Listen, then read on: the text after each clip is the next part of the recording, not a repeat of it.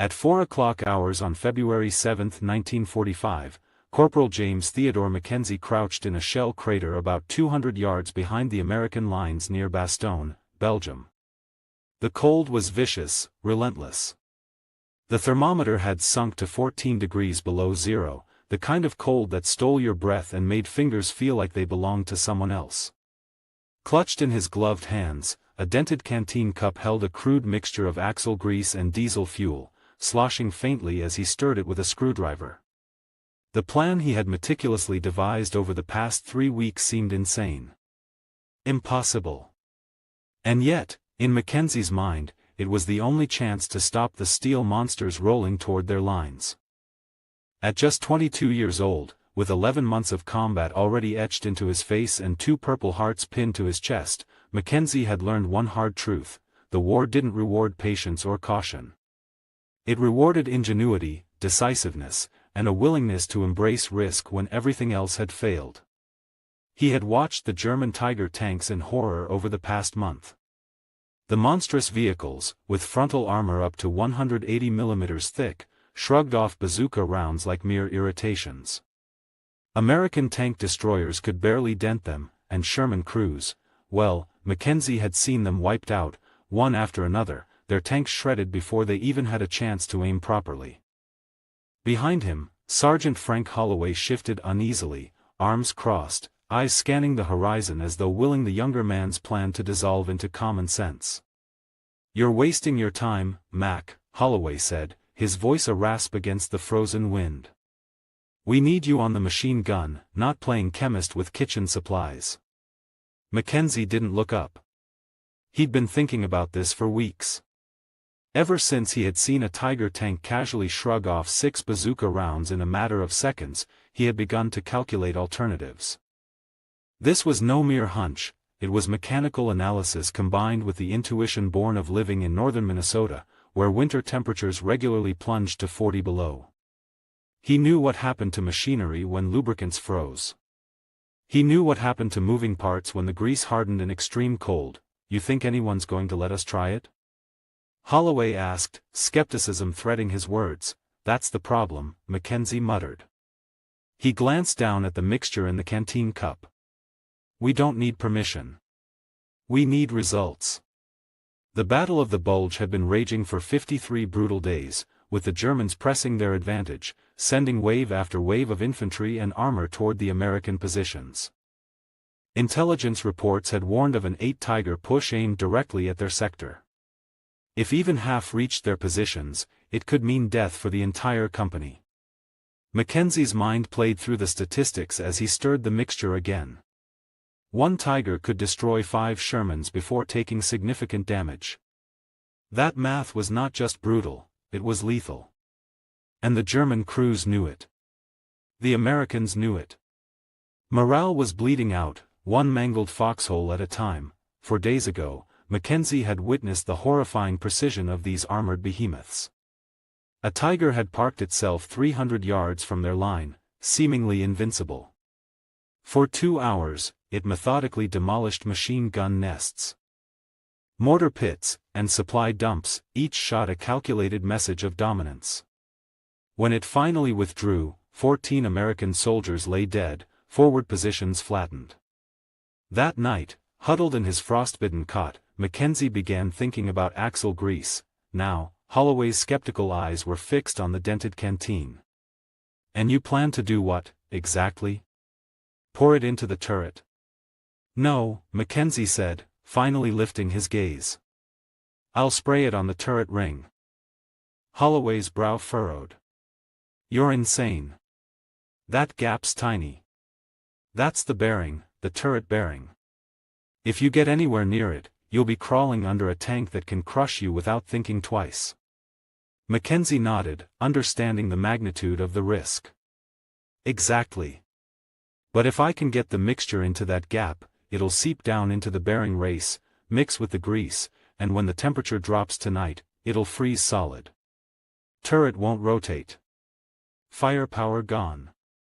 1 tank neutralized. Maybe more, if the cold does its work." The sergeant shook his head, staring at the ruined landscape, the frozen bodies and splintered wood of American defenses. You'd have to get within 10 yards of a Tiger. Stay there long enough to coat the turret ring while German infantry sweeps the area. You'd have to survive. And then, pray it works. You'd be gone before anyone knew you were there. I know, Mackenzie said quietly. But it's the only shot we have. I've worked the ratios, the timing, the penetration. It's the only way. Holloway sighed, the wind cutting across the crater. Get your supplies ready. Move at 0600. German armor usually hits at 0730. That gives you 90 minutes. By 5:45, Mackenzie moved through the pre-dawn darkness, carrying his rifle, 4 glass bottles filled with the frozen grease mixture, and a hand-pump spray canister liberated from the battalion aid station. The American forward line was 200 yards ahead. Beyond that, no man's land stretched another 300 yards toward the German positions. He needed cover along the expected Tiger advance route. He needed a shell crater or a ruined building where he could remain unseen until the perfect moment. By 6:15, he found a partially destroyed farmhouse, its roof collapsed but cellar intact. Sliding into the rubble, Mackenzie positioned himself near the hole in the cellar wall overlooking the road. From here, the German Tigers would pass within 20 yards, close enough to strike, close enough to die. At 7:23, the rumble came. Engines, deep and guttural, shaking the frozen ground. Tiger tanks. Maybach HL-230 engines, 12 cylinders, 690 horsepower, pushing 56 tons at 24 miles per hour on roads, slower cross-country. Mackenzie's calculations went into overdrive. Weak points, vulnerabilities, timing, everything he had studied for weeks converged into the next 30 seconds of action. The first Tiger rolled past at 7:30, engine grinding, turret rotating, commander scanning the horizon. Infantry followed behind, 40 soldiers at least. Mackenzie stayed still. The first tank wasn't enough. He needed multiple targets. Needed proof that his gamble could affect more than one vehicle. Seconds later, the second Tiger appeared. Then a third. And a fourth. 5 Tigers in total, strung along the road, crushing earth and morale beneath their tracks. Mackenzie counted them carefully, noting speed, distance, and the dispersion of infantry. Timing was everything. Wait until the last squad of German infantry passed, move while they were distracted. He would have one chance to implement the plan. One chance to alter the course of the attack. Creeping out of the cellar, Mackenzie carried his spray canister, moving low through the broken terrain. 50 yards.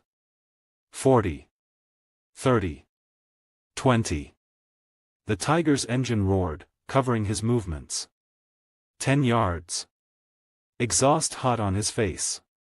Crawling under the massive machine. He aimed the spray canister at the turret ring and began pumping. The mixture sprayed out in a fine mist, seeping into the bearing. 3 bottles emptied, then the fourth. 70% of the circumference covered, enough, he hoped, to disable the turret. Dropping the canister, he began retreating, a German voice shouted. Mackenzie rolled behind rubble, fired, dropped 2 soldiers, then ran toward the American lines. The Tiger's assault began in earnest. Shells screamed, gunfire shredded the landscape. And somewhere, in that chaos, the frozen grease was taking hold. At 8 o'clock, Mackenzie returned to the American lines. Holloway approached, awe in his eyes. The fourth Tiger, the one he had coated, was immobile. Turret frozen. Commander shouting orders that could not be executed. Temperature dropping, crystallizing the grease further. One tank neutralized, and the war of mechanics and ingenuity had begun. For the first hour, Mackenzie didn't speak. He watched as his gamble unfolded, a single man's desperate experiment shaking the advance of one of the most fearsome machines of the war. 4 out of 5 Tigers would eventually seize up, the Germans unable to comprehend the sudden mechanical failures. Without turret mobility, the tanks were steel coffins. American forces began firing from prepared positions, halting the German advance. Mackenzie's frozen grease trick had worked. By noon, the battalion understood what had happened. Mackenzie's daring, his risk, his ingenuity, had stopped the armored advance. Corps intelligence wanted to replicate the mixture across other units. Mackenzie cared little for accolades. He cared only that his squad survived, that lives were spared by the strange alchemy of grease and diesel, frozen under a Belgian winter sky. By 12:30, the snow-covered fields outside Bastogne had become a chaotic tapestry of war, steel, fire, and ice. The German advance had ground to a halt, not by sheer numbers or brute force, but by the meticulous, almost absurd ingenuity of one young corporal from Minnesota. Mackenzie's gamble, the frozen grease mixture sprayed into the turret ring of the 4th Tiger, had proven the concept worked. But the battle was far from over, the remaining Tigers were faltering. The 5th Tiger, the one he had not sprayed directly, was moving sluggishly, its turret grinding against the contaminated bearing grease. Mackenzie watched through the smoke and snow from the relative cover of a crater, breathing shallow, trying not to give himself away. His rifle rested across his knees, fingers trembling not from fear alone but from the bitter cold that bit through his gloves. He had survived the most dangerous part, crawling within mere yards of a Tiger tank, but that did not mean the danger had passed. Holloway approached, careful, alert. "It's working," he said softly, almost in disbelief. "The others, look at them. They're freezing up." His voice carried a mix of relief and astonishment. "I've never seen German armor stall like that, not even from direct hits." Mackenzie nodded. "It's not the shots. It's the cold.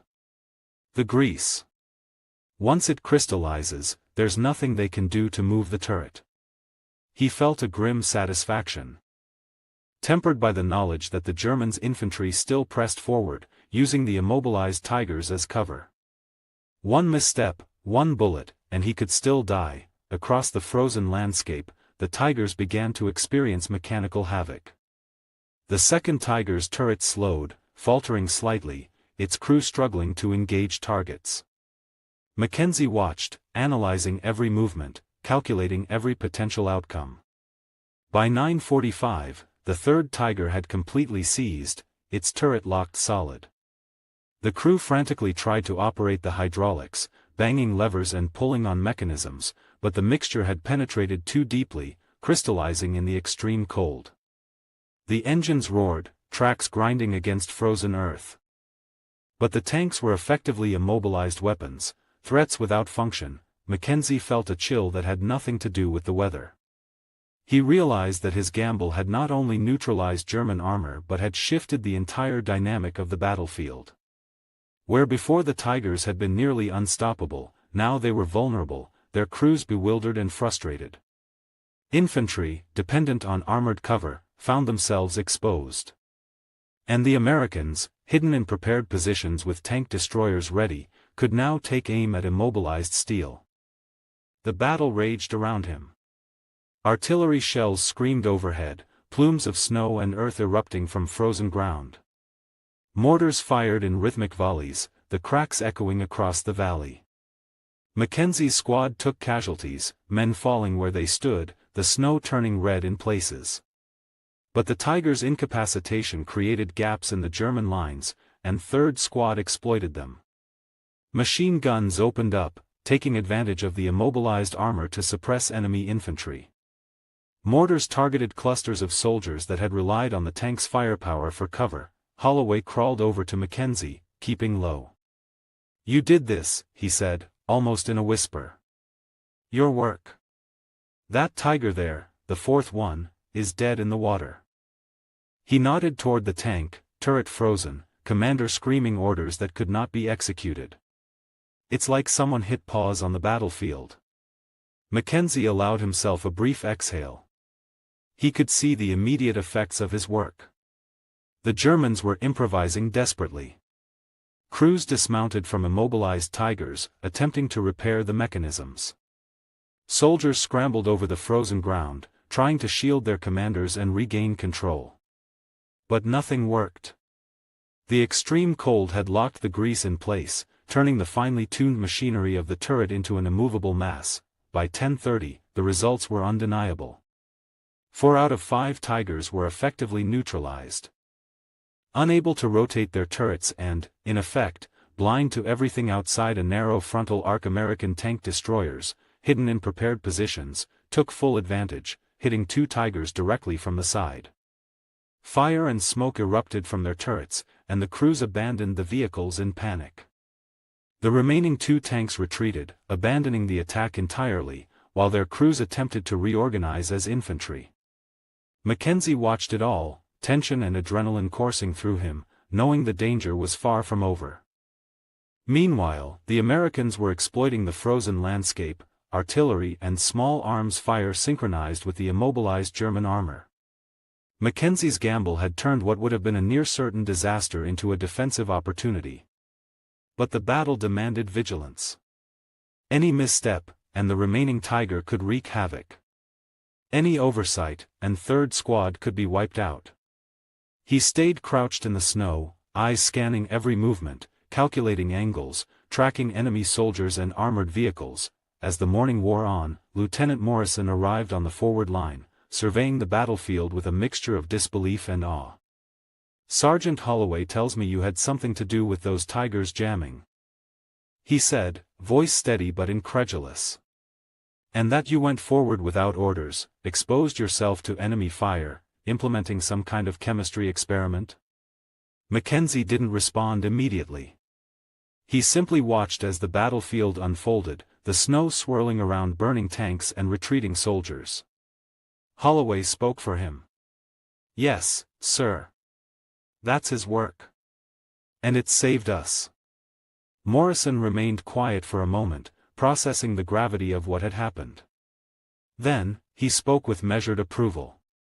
"Corpus Intelligence wants to know more. They're calling your grease mixture a battlefield innovation. They want to replicate it, distribute it to other units. Apparently, some colonel believes this could work on a larger scale." Mackenzie shrugged, indifferent.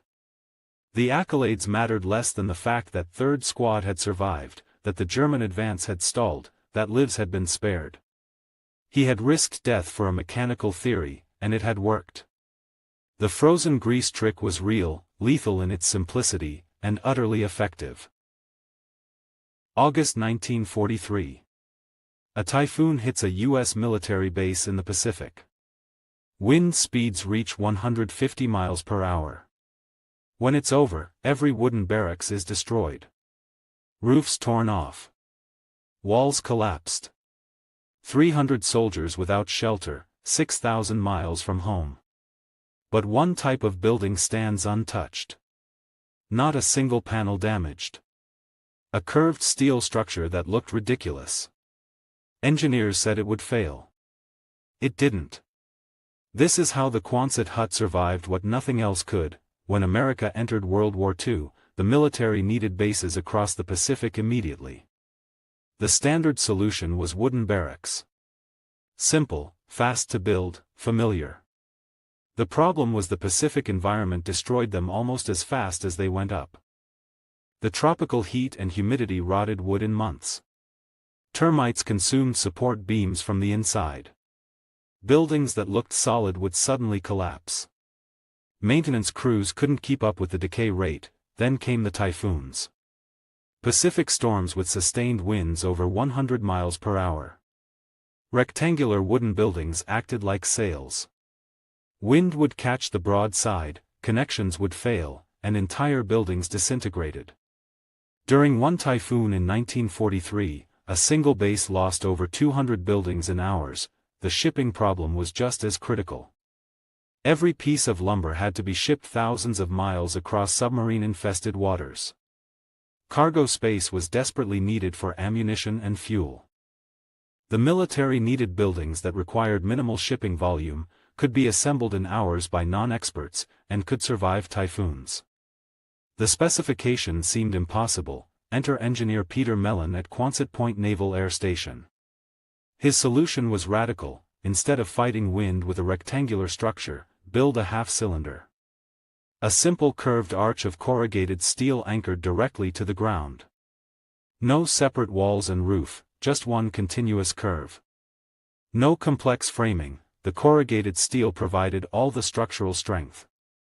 Military architects hated it. It looked like a drainage pipe. The curved walls meant lost usable space. The all-metal construction would be blazing hot in summer. The design was too simple, surely something so basic couldn't work, but Mellon understood physics the architects missed. The half-cylinder presents minimal surface area to wind from any direction. Wind hitting the curved surface deflects over and around instead of catching and pushing. An arch converts loads into compression forces along the curve, which steel handles perfectly. The corrugations add rigidity preventing buckling. The entire structure acts as one integrated unit with no weak connection points. The shipping efficiency was revolutionary. A complete 20 by 48 foot Quonset, big enough for 15 to 20 men, packed into a space the size of a pickup truck bed. Compare that to the lumber volume for an equivalent wooden barracks. A crew of 8 non-specialists with basic tools could erect a complete Quonset in under 8 hours. No welding, no heavy equipment, no skilled carpentry required. The real test came during typhoon season 1943. Bases now had a mix of wooden barracks and Quonset huts. When typhoons hit, the results were undeniable. At one base in the Philippines, a typhoon with 140 mph sustained winds hit directly.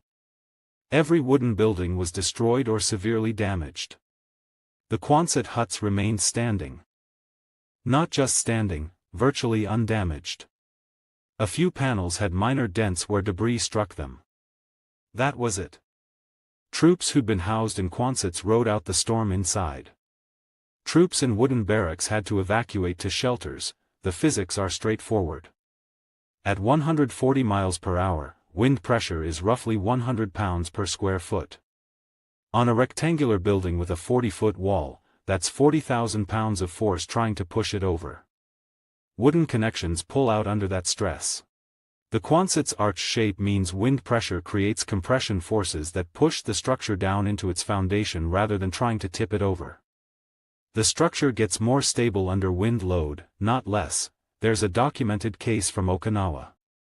A Quonset took a direct hit from debris during a typhoon. A large piece of wooden building launched by wind struck at high speed. The debris punched through one corrugated panel. That single panel dented, but the structural integrity was unaffected. After the storm, a crew replaced that panel in 20 minutes. The building was immediately back in service. Compare that to wooden barracks with even minor damage. If wind tore off part of the roof, water would pour in. The building would be uninhabitable until major repairs were completed, taking days or weeks. A Quonset could take significant damage and remain functional. By 1943, the Quonset had proven itself so thoroughly that the military scaled up production massively. Between 1941 and 1946, over 170,000 Quonset huts were manufactured. They shipped to every theater, Pacific Islands, North Africa, Europe, Alaska. They served as housing, hospitals, mess halls, workshops, warehouses, and aircraft hangars. The cost efficiency was remarkable. A wooden barracks cost $1,800 in 1943 and required constant maintenance. A Quonset cost $1,300, required virtually no maintenance. Lasted far longer, and could be disassembled and reused. Over its service life, a Quonset cost perhaps a quarter of traditional construction. When the war ended, the military sold tens of thousands as surplus. Veterans who'd lived in them during the war bought them for homes, workshops, and farm buildings. A veteran could buy a surplus Quonset for a few $100s and erect it on his property in a weekend. The post-war housing shortage made the timing perfect. Here's what's remarkable: Quonset-style buildings are still being manufactured today, 80 years later.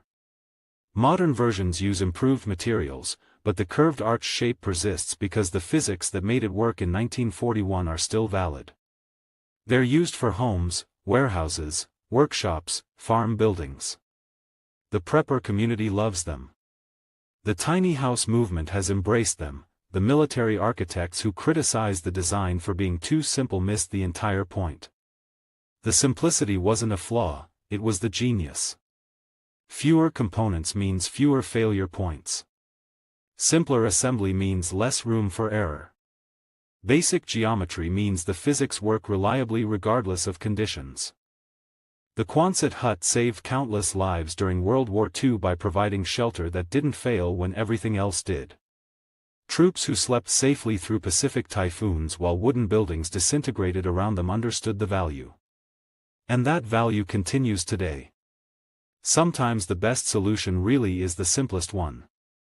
Sometimes the design that looks wrong turns out to be exactly right. And sometimes an engineer with 60 days and an impossible problem creates something that lasts forever. On October 9, 1942, 20,000 feet above a jungle island called Guadalcanal, a 22-year-old Aeacan islet named Mayan Cal was fighting for his life. He was flying a Guan F-4F Wildcat, a stubby, K-based fight, and he was being hunted. His Ine was a Mitsubishi A6M0, a lane so light, so agile, it felt like it was for the future. It could turn inside the Wildcat's 80s twice Onui. It could clib like a rocket. For the Astye, the Zio had been a ghost, a Hanto that owned the skies fo peel habo to the Philippines. Mayan Cal was an ace, but right now he was just eat. The Zio was on his tail. He ushed his Wildcat into a die. The Aeacan lane gained seed, but the Zio stayed with high. He all had, it. The Wildcat ascended, but slowly, like the P-38, it felt ushy. The Zio was already the, anticiating his Onui, its cannons winking. Cal's cocket exploded. Channel toe thuff his leg. His controls went dead. He was going down. He managed to bail out, landing in the shake-infested weights, sad only by a iacle. This was the reality of the AIY in the Pacific. This was Guadalcanal. But just weeks late, another far boy fo South Dakota would clib into the say sky and change everything. It wasn't a wa. It was a eat jinda. A lace we Aeacan islets we being fed one by one into the teeth of the Janese wa sheen. The Aeacan s called the islets the cactus ai fos. The islets Thesiles called the base Henderson field the Gayad. The obel wasn't just the Zio. It was the Doctine. The exets back in Aeaca, the engineers had a sile solution. Ni ton with a Zio. It was the say Doctine as the P-38 islets. Use your seed, use your AO, die, shoot, and un. But in the chaotic, swirling dog fights Onui Guadalcanal, that Doctine was getting killed single day. The Janese islets we Edians. They had fought Onui China, Onui Peel Habo. They knew they acafed, they baited the Aeacans into tons. They knew the Wildcat was slow to ascend. They knew exactly we to shoot. The Aeacans we losing deceitly.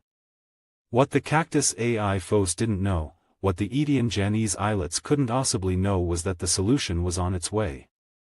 But it wasn't a new lane. It wasn't a new Doctine fo Washington. It was a 27-year-old Fay. And so unassuming he had been told he was too old to fly in combat, and who had leaned to shoot not fo a ilite annual but by hunting Jack Abbots on the frozen lanes of South Dakota. This is the story of Joe's J. Foss and the sile forgotten Fay's tick that aid high Aeaca's ace of aces. To understand how a single Fay could teoize the Janese AI Fos, you fist hay to understand the Fa. Joe Foss was not a key soldi. He was born in 1915 on a Eot unelectrified Fawnee Sioux Falls, South Dakota. His childhood wasn't sent in classes. It was sent in the dit, in the cold, and in the wind. This was the Dade Isis Goliath story, just like Sio he. But Foss's Goliath wasn't just the Ine. It was life itself. The Geet Dieschen hit South Dakota like an Atali Bage. The land died Euro. The coes failed. The Faili had nothing. Foss's tsisu, that finished git, was built for necessity. He and his faith would hunt to at food on the table. And this is we the ceaset audification begins. When a 12-year-old Joe Foss hunted Jack Abbott's, he didn't hay a sco. He had an old shotgun. And one you'll fo his faith. Don't waste shells. A Jack Abbott doesn't in a state line. It wheeze. It dats. It eases. To hit it, you couldn't AI at it. You had to AI we it was going to be. It's called deflection shooting. While oth kids we leaning ath, Foss was calculating lead, windage, and seed in his head in a fraction of a second. He wasn't just a good shot. He was a idato. He understood the science of hitting a owing target. This was his iron sight. This was his ENOY. It was a FASI that Ilite annuals couldn't teach. But Foss didn't want to hunt Abbots. He wanted to fly. In 1933, his faith took high to an AI show. He saw a Maine Coast squadron flying bylanes. He was 18 and he was hooked. He told his faith, "That's what I going to do." The ath was iosable, he was a Ro-O-Fa kid. He had no education. When his faith was tragically killed by a downed O-line, Joe at 19 had to do out of school to on the Fa. He was taid, but he had that tsisu. He woked the Fa by day and took night classes. It took high 6 years to get enough sedits to ent college. He woked his way thuff washing dishes to get a ILA test license. When Peel Habo was attacked, Joe Foss was 26 years old, he aced to enlist in the Navy to be a pilot. He was ejected. He was too old. In 1941, the Kyoto off-age for a fight pilot was 25.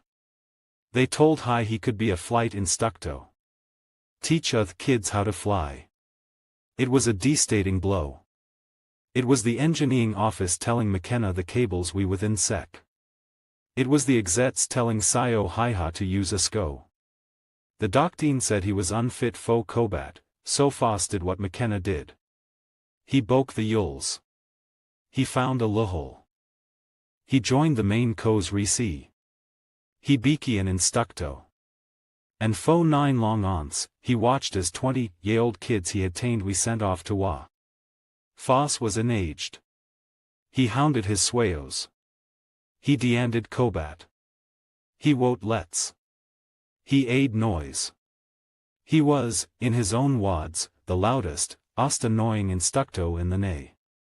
Finally, just to shut High Euro, they gay in, they sent High to a danced fight training. He was assigned to a new squadron, VMF 121. And in October 1942, as Mayan Cal was being shot out of the sky, 27-year-old Ganda Joe Foss, the too old Fay Fo South Dakota, was on a transit she. His destination, Henderson Field, Guadalcanal. The lace he ate at was not a Ilite base. It was hell. The oant he steed off the lane, the cell hit high. A thick hued ikes of engine oil, odding jungle, and death, the unway was a occaked sty of dit and gale cade out of the Altes. The oeation scent was a wooden shack nade the pagoda. The Ilates quates we ud flood tents, and iwi we the wex. Dozens of F4F Wildcats, P-39s, should to the side of the unway, they wings ton off, they engines shatteed, they cocket stained. This was the gayad of the Cactus AI Fos. Foss was assigned to his tent. He at the end he would be flying with, they weenty the fesh-faced kids he had tamed. They we ghosts. They faces we yellow with Atabane, the anti-Alea dug. They eyes we bloodshot fo lack of slee. They flight suits we stained with sweat and geese. They we Edians, but they we also hunted. Foss, the olden, the Fay, walked in. They looked at High. He was new eat. He was another body to alace the one they lost yesterday. Foss looked at his assigned lane, a Guan F4F Wildcat, it was the say lane Mayan Cal was shot down in. It was hay. It was slow. It was, by all accounts, a flying coffin against the Zio. The squadron's executive office, a Nade Duke, gave Foss the standard beefing, the one that was getting the all killed. Ni ton with a Zio. Ni. Joe Foss listened. He nodded. He understood the wads, but he also understood something the doctrine had ist. He understood jack rabbits. The next morning, Foss would fly his fist ishin, he was heading straight into the kill zone. He was a fay in a flying coffin, about to fight the Osta danced fight lane on ETH. And he was about to use a tick that wasn't in any annual. Joe Foss's fist flight Onui Guadalcanal was not attaining on. It was a tile by Phi. He climbed to 15,000 feet, his eyes scanning the eddy blue. The ghosts in his squadron had waned high. They go out of the sun, you need see thee until they is shooting at you. Foss was leading his fist atoll and he felt blind. Then the adio cackled. Bandits 11 o'clock high. Foss looked Euro. He saw the affiliation of Mitsubishi Zios dying. They were fast than anything he had seen. He beat his odes. Ni ton. Die and un. Foss should his stick forward, at his wildcat into a seeing die. His hay lane exiliated. The Zios followed. One of the een Phi, Taces Zide asked Fox Canoy, close enough to ache high flinch. He kept dying all the way to the jungle Canoy, shaking the Zios off his tail. He attuned to Henderson Field, his hands shaking, not faux fee, but faux ange. The doctrine was wrong. He knew it. You couldn't win by running away. You could only sui. And Joe Foss hadn't he to sui. He had he to hunt.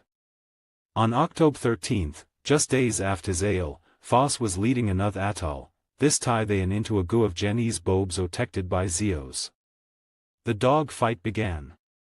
It was chaos. Wildots and Zios twisting in the sky. Foss saw a Zio lock onto his Winganess tail. The Jenny's eyelet was closing in for the kill. The doctrine said Foss should die away. Find an easy target. The Fayes I said something defiant. Foss all his wild cat had. He wasn't aiming at the Zio. He was aiming where the Jack Abbott was going to be, he old the Tig. His 650 cali machine guns owed to life. He fired a long 3-second bust, not at the NA lane, but at a atch of eddy blue sky 200 feet in front of it. It looked like a mistake, a wasted shot, but the Jenny's eyelet focused on his own kill, didn't see Foss. He executed a effect tight ton and flew directly into the stee of 50 kli bounds. The ZOS wing silly K off.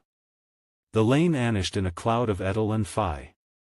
I thought living in an HOA neighborhood would be peaceful, until they sent me a notice for a minor rule violation. It said, trash cans aren't allowed here, $50 fine per day.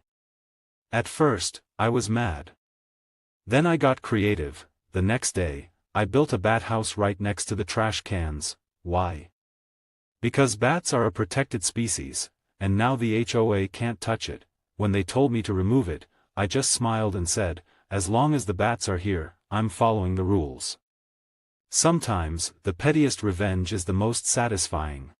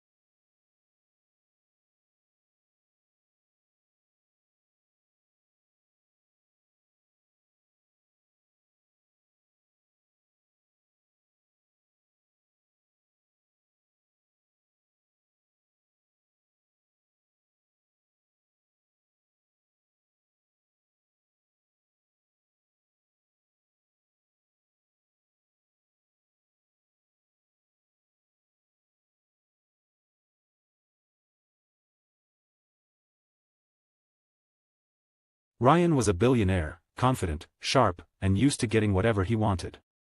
He lived in a world of luxury, where money spoke louder than emotions. And beside him sat Lena, his girlfriend, simple, kind, and from a humble background. One evening, Ryan took Lena to an expensive restaurant filled with the city's elite.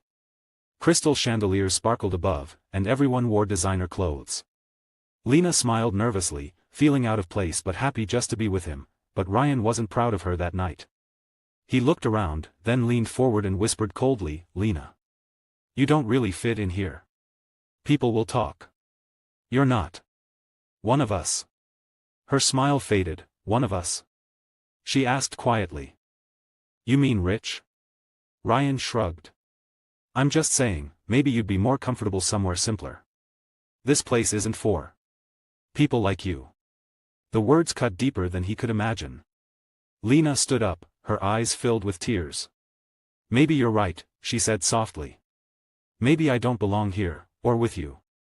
And she walked out. A week later, Ryan attended a major business conference, surrounded by investors and CEOs. The host's voice echoed, "Please welcome our keynote speaker, the CEO of Starrise Investments, Miss Lena Roberts." Ryan froze. Lena walked onto the stage in a sleek black suit, confident and composed. The same woman he had once called not good enough. She smiled at the audience and began. "True success isn't about wealth. It's about respect, something no amount of money can buy." As the crowd applauded, Ryan could only stare.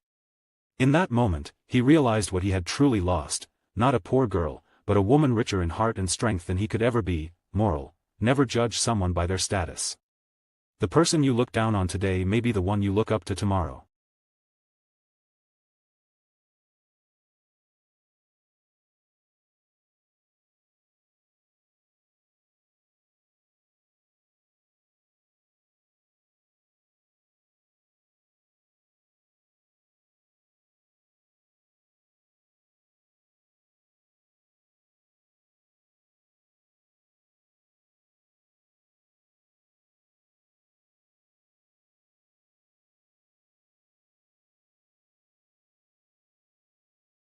Hello little friends.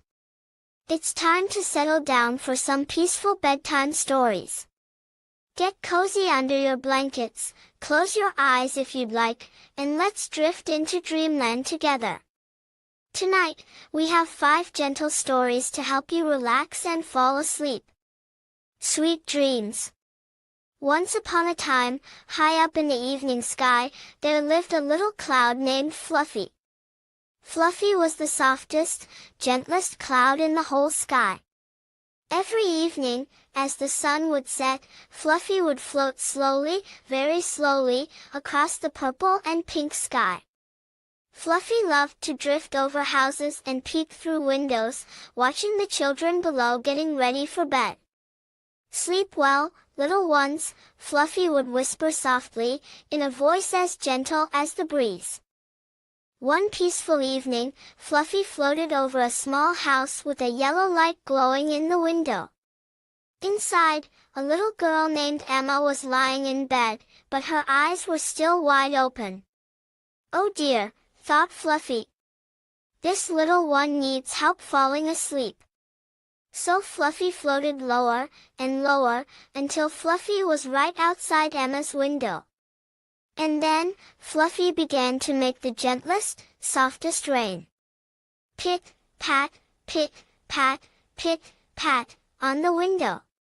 Emma listened to the peaceful sound. Pit, pat, pit, pat.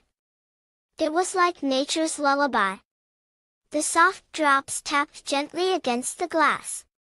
Emma's eyes began to feel heavy. Her breathing became slow and deep. She yawned, a big, comfortable yawn. As the gentle rain continued. Pit, pat, Emma's eyelids slowly closed. And soon, she was fast asleep, dreaming of floating through the soft evening sky, holding hands with her friend Fluffy, drifting on gentle breezes, among the stars. Fluffy smiled, a soft, cloudy smile, and floated away peacefully, to help more children fall asleep.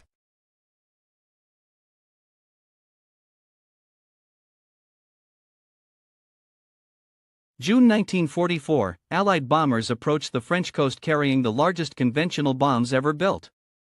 Each tallboy weighs 12,000 pounds, 5 tons of high explosive designed to penetrate deep underground and destroy anything. The target, German U-boat pens at St. Nazaire. Massive concrete structures protecting the submarines that are strangling Allied supply lines across the Atlantic, the bombers release direct hits. The explosions are visible from 20 miles away. Dust and smoke blanket the entire harbor. When reconnaissance aircraft photograph the damage the next day, they can't believe what they see. The U-boat pens are still standing. Not damaged, standing. The concrete roofs absorbed direct hits from weapons designed to destroy anything and barely cracked. How did German engineers build structures that could survive direct hits from the most powerful conventional weapons in existence? This isn't just a story about concrete. This is about engineering taken to an extreme that seemed impossible. And it worked. To understand why these structures exist, you need to understand what was at stake. In 1942 and 1943, German U-boats were sinking Allied ships faster than they could be replaced. Over 3,500 Allied merchant vessels were sent to the bottom. The Battle of the Atlantic was the longest continuous military campaign of World War II, and Germany was winning. U-boats operated from bases along the French Atlantic coast after Germany conquered France. The submarines would leave port, hunt in the Atlantic shipping lanes, and return to refit, rearm, and prepare for the next patrol. The problem for Germany was that these bases were vulnerable to Allied bombing. A submarine tied up at a dock was an easy target. Bomb the docks, destroy the submarines, and you win the Atlantic campaign. The Germans tried various protection methods. They built anti-aircraft gun emplacements around the bases. They stationed fighter aircraft to intercept bombers. They used smoke generators to obscure the harbors during raids. None of it worked well enough. Allied bombers flying at night could still get through and damage submarines under repair, so German engineers proposed something radical. Instead of protecting the submarines with guns and fighters that might stop some attacks, build structures so strong that bombs simply couldn't penetrate them. Create fortified submarine pens with concrete roofs thick enough to absorb direct hits from the heaviest bombs in the Allied arsenal. The proposal seemed insane from an engineering and logistics standpoint. The amount of concrete required would be enormous. The construction would take massive labor and resources. The structures would be among the largest military constructions ever attempted. But the alternative was losing the Battle of the Atlantic and potentially losing the war. Construction began in 1941. The basic design was brutally simple. Excavate massive rectangular bays large enough to hold U-boats. Build walls of heavily reinforced concrete. Pour a roof slab so thick that bombs couldn't penetrate it. Simple in concept. Insane in execution. The roof thickness at St. Nazaire, one of the largest U-boat pen complexes, was over 23 feet of reinforced concrete.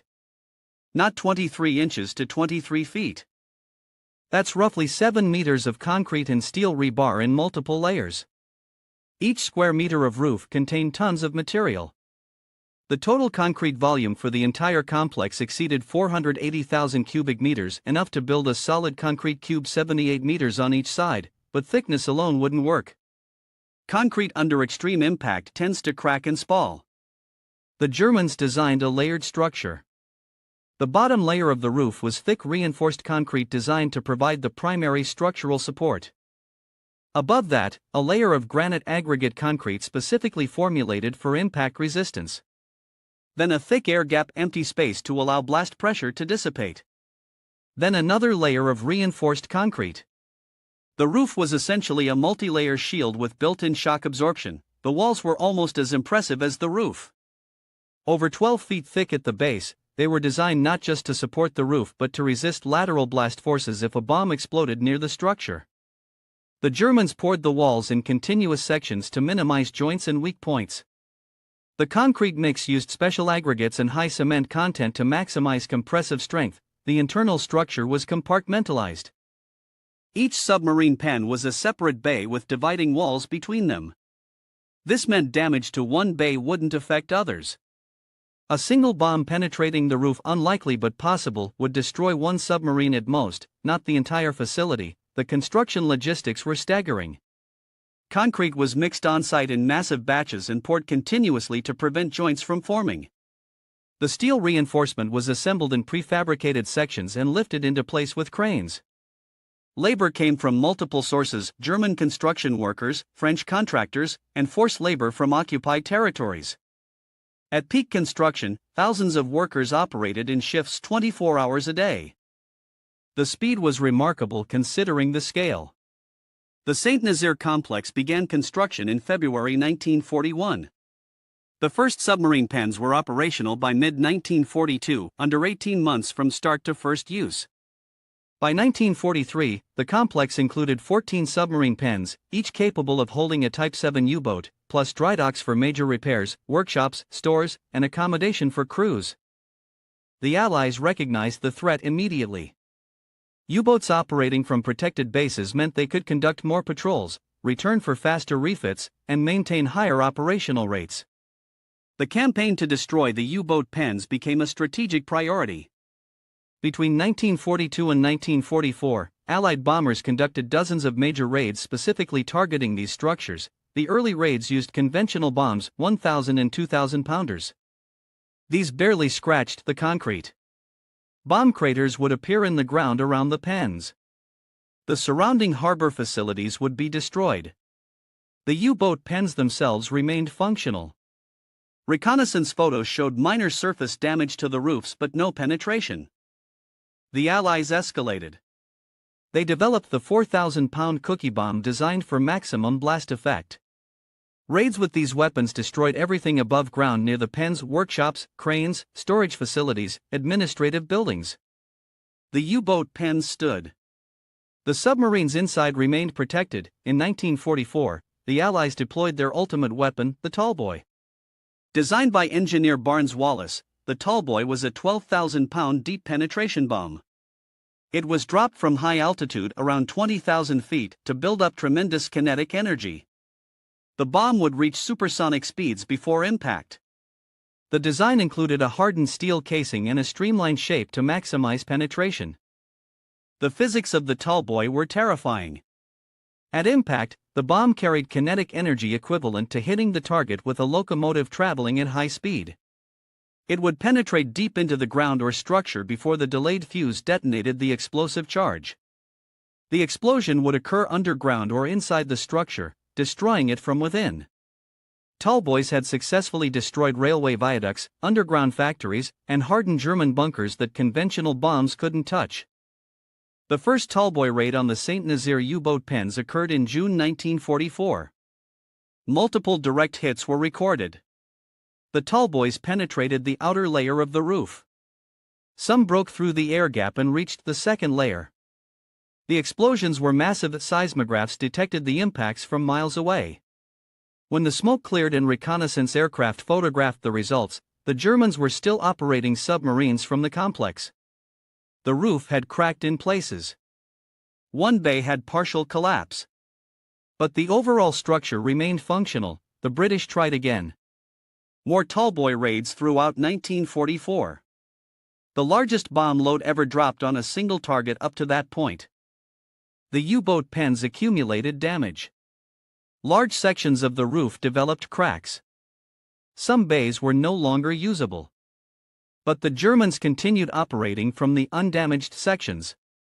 Not a single submarine inside the pens during any raid was destroyed by bombing. They were protected by 23 feet of engineered concrete that did exactly what it was designed to do. Post-war analysis by Allied engineers revealed why the U-boat pens survived what nothing else could. First, the sheer mass.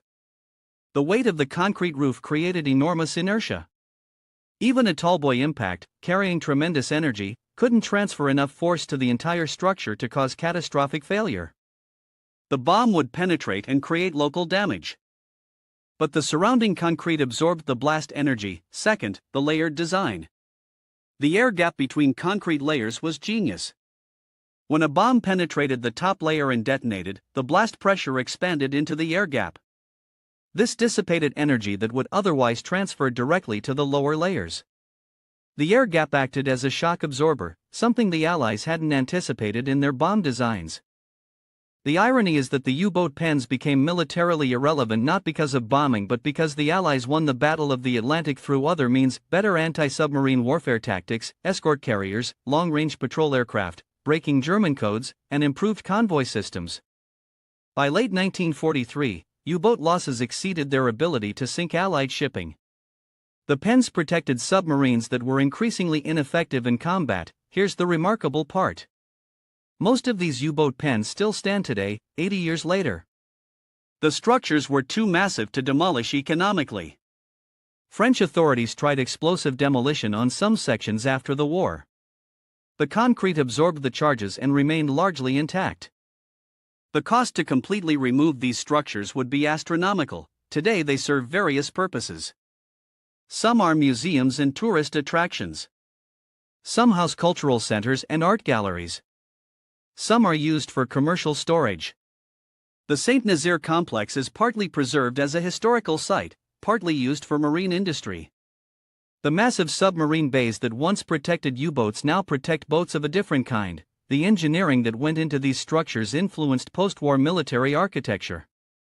Hardened aircraft shelters, missile silos, and command bunkers all use principles learned from the U-boat pen designs: layered construction, air gaps for blast dissipation, massive reinforcement, and compartmentalization. The U-boat pens proved that with enough concrete, steel, and engineering knowledge, you can build structures that survive almost anything. The cost was enormous. The labor was exploitative. The purpose was supporting a war of aggression. But the engineering itself was extraordinary. German engineers created structures designed to survive the ultimate weapons of their time, and those structures did exactly that. Not because they were lucky. Not because the Allies didn't try hard enough.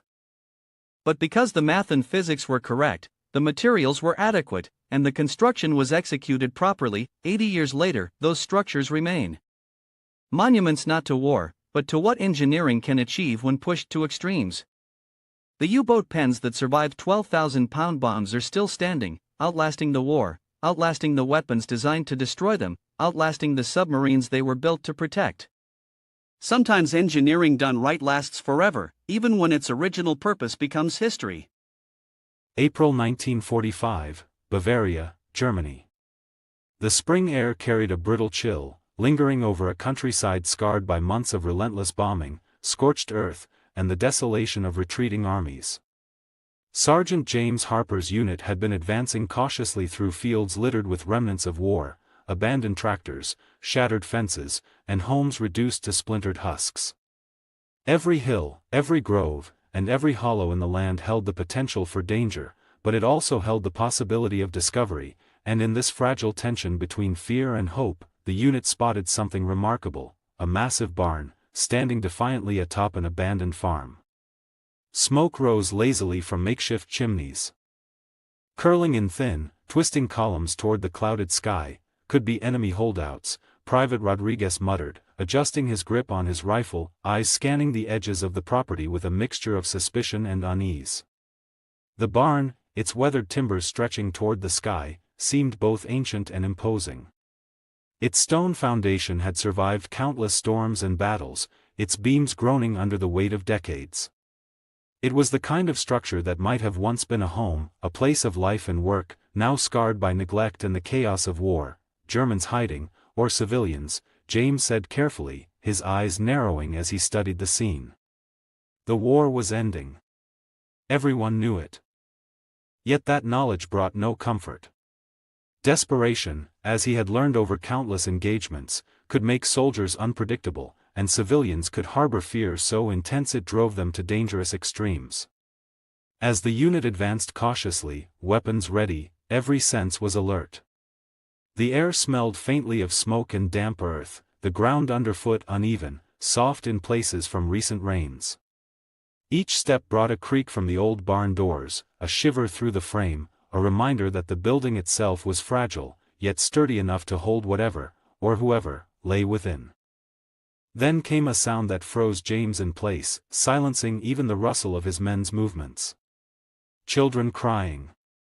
The plaintive, terrified wail echoed faintly from inside the barn, slicing through the tension with a sudden, human clarity. "Hold fire! He ordered sharply, his voice cutting through the whispers and soft murmurs of the unit. The soldiers froze, rifles steady, adrenaline sharpening their reflexes even as confusion clouded their minds. Rodriguez's brow furrowed. "Those are kids. Could be a trap, though," he whispered. His voice held the edge of fear and disbelief. James's jaw tightened. He had seen booby traps, ambushes, and desperation used as weapons of war, but this was different.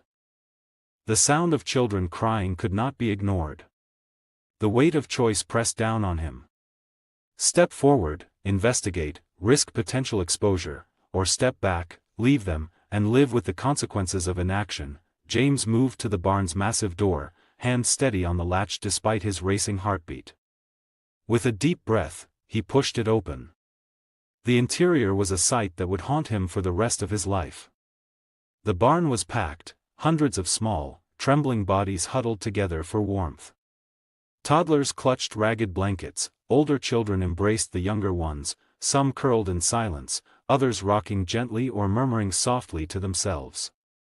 Filth and grime coated their clothing and skin. Evidence of long weeks without adequate food, water, or hygiene. Corporal Miller's whisper cut through the quiet gloom. "Dear God! What is this?" An older girl, perhaps 15, stepped forward from the cluster, her face pale, eyes wide with fear and hope mingled. She spoke rapidly in German, voice quivering as if the words themselves were a lifeline to some fragile hope.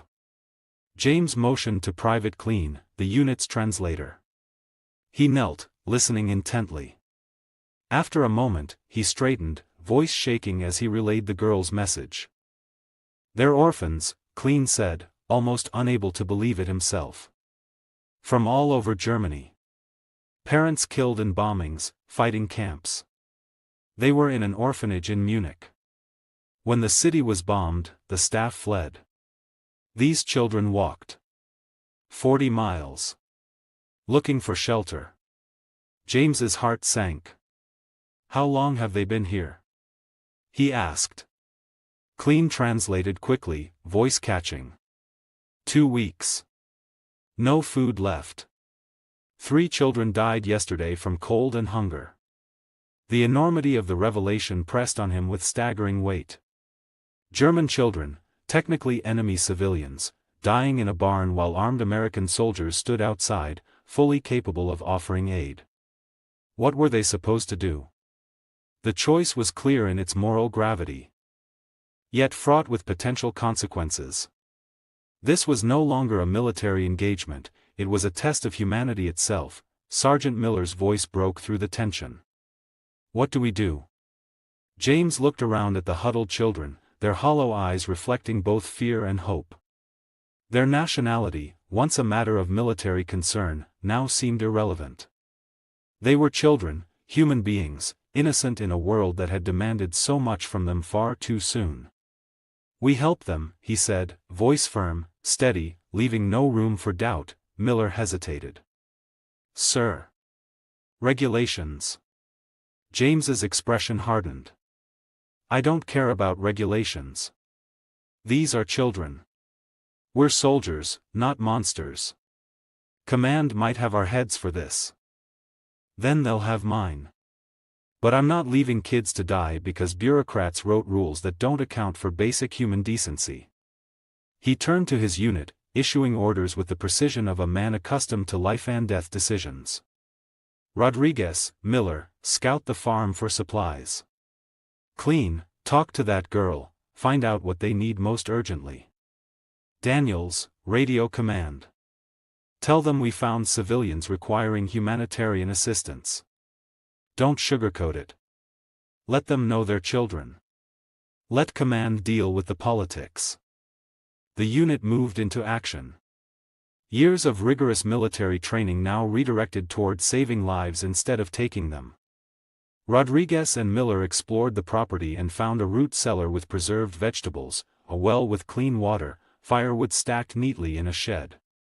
The nearby farmhouse, abandoned but structurally sound, could shelter the younger children, providing protection from wind and weather far better than the barn could offer. James took a moment to survey the scene, noting the transformation of his men. Battle-hardened soldiers, accustomed to strategy and firepower, were now caregivers, planners, providers. This isn't what war was supposed to look like, James thought, staring at the huddled children. But maybe this is what ending war looks like. He ordered the first priority: feed them. Small portions, warm water, carefully rationed. Their stomachs had been empty too long, any sudden intake could be dangerous.